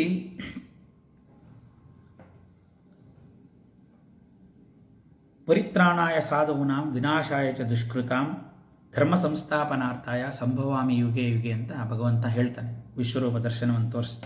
ಅಂದರೆ ಆ ರೀತಿ ಅಮ್ಮನವರು ಸಹ ಈ ಭಂಡಾಸುರಾದಿ ರಾಕ್ಷಸಗಳನ್ನು, ಅಂದರೆ ಇನ್ನು ನಮ್ಮ ಶಾರೀರಿಕವಾಗಿ ನೋಡಿದರೆ ಅಂತರ್ಯಾಗದ ಪ್ರಕಾರ ನೋಡಿದರೆ ನಮ್ಮಲ್ಲಿರ್ತಕ್ಕಂಥ ಅವಿದ್ಯಾಪೂರ್ವಕವಾದ ದುರ್ಗುಣಗಳನ್ನು ನಾಶ ಮಾಡಿ ನಮ್ಮಲ್ಲಿ ಶುದ್ಧ ಜ್ಞಾನವನ್ನು, ಜ್ಞಾನಾನಂದವನ್ನು ಕರುಣಿಸಕ್ಕೆ ಬಂದಿರತಕ್ಕಂಥ ಒಂದು ಸ್ವರೂಪ. ಇಲ್ಲಿ ನಾವು ದಿವ್ಯ ಅನ್ನೋದಕ್ಕೆ ಅರ್ಥ ನೋಡಿದರೆ ದಿವಿ ಅಂದರೆ ಜ್ಯೋತಿರ್ಮಯವಾಗಿರ್ತಕ್ಕಂಥದ್ದು ಮತ್ತು ಪ್ರಕಾಶಮಾನವಾಗಿರ್ತಕ್ಕಂಥ ಅರ್ಥ ಕೊಡುತ್ತೆ. ಜ್ಯೋತಿಗೆ ಜ್ಯೋತಿಯಾಗಿರೋದು ದಿವ್ಯ. ದಿವ್ಯ ಅಂದರೆ ಬೆಳಕಿಗೆ ಬೆಳಕಾಗಿರೋದು, ದೀಪಕ್ಕೆ ದೀಪ ಆಗಿರೋದು, ಬೆಳಕಿಗೆ ಬೆಳಕಾಗಿರೋದು, ಜ್ಯೋತಿಗೆ ಜ್ಯೋತಿ ಸ್ವರೂಪವಾಗಿರ್ತಕ್ಕಂಥದ್ದನ್ನು ದಿವ್ಯ ಅಂತ ಕರಿತೀವಿ.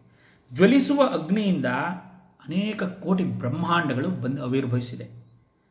ಇದನ್ನೇ ಅನಂತ ಕೋಟಿ ಬ್ರಹ್ಮಾಂಡ ಜನನಿ ದಿವ್ಯ ವಿಗ್ರಹ, ಅನೇಕ ಕೋಟಿ ಬ್ರಹ್ಮಾಂಡ ಜನನಿ ದಿವ್ಯ ವಿಗ್ರಹ ಅಂತ ಹೇಳ್ತಕ್ಕಂಥ ವಿಶೇಷವಾದ ಅಮ್ಮನವರ ವಿರಾಟ್ ವಿಗ್ರಹ ಸ್ವರೂಪವನ್ನು ಪರಿಚಯ ಮಾಡಿಸ್ತಕ್ಕಂಥ ಸಗುಣ ಸಾಕಾರದಲ್ಲಿ ಪರಮವಾದ ಪಾವನಾಕೃತಿಯನ್ನು ಅಪ್ರಮೇಯವಾಗಿರ್ತಕ್ಕಂಥ ಅಮೇಯಾತ್ಮ ಪರಮ ಪಾವನಾಕೃತಿಯ ದರ್ಶನವನ್ನು ಮಾಡಿಸಿರ್ತಕ್ಕಂಥ ಈ ನಾಮ ವಿಶೇಷ ಅನಂತ ಕೋಟಿ ಬ್ರಹ್ಮಾಂಡ ಜನನಿ ಆಗಿರ್ತಕ್ಕಂಥ ದಿವ್ಯ ಮಂಗಳ ವಿಗ್ರಹಕ್ಕೆ ನಮಸ್ಕಾರವನ್ನು ಮಾಡ್ತಾ ಇವತ್ತಿನ ಈ ಸತ್ಸಂಗವನ್ನು ಆ ದಿವ್ಯ ಮಂಗಳ ಸ್ವರೂಪಿಣಿಯಾದ ಅನೇಕ ಕೋಟಿ ಬ್ರಹ್ಮಾಂಡ ಜನನಿಯ ದಿವ್ಯ ಪಾದಾರವಿಂದಗಳಿಗೆ ಸಮರ್ಪಣೆಯನ್ನು ಮಾಡ್ತಾ ಇವತ್ತಿನ ಈ ಒಂದು ಸತ್ಸಂಗವನ್ನು ಮುಕ್ತಾಯ ಮಾಡೋಣ. ಅಂಬಾರ್ಪಣಮಸ್ತು. ಶ್ರೀಮಾತ್ರೇ ನಮಃ, ಶ್ರೀಮಾತ್ರೇ ನಮಃ, ಶ್ರೀಮಾತ್ರೇ ನಮಃ. ವಶಿನ್ಯಾದಿ ವಾಗ್ದೇವತಾಯೈ ನಮಃ. ಉಮಾಯೈ ನಮಃ. ಉಮಾಯೈ ನಮಃ. ಉಮಾಯೈ ನಮಃ. ಸ್ವಸ್ತಿ.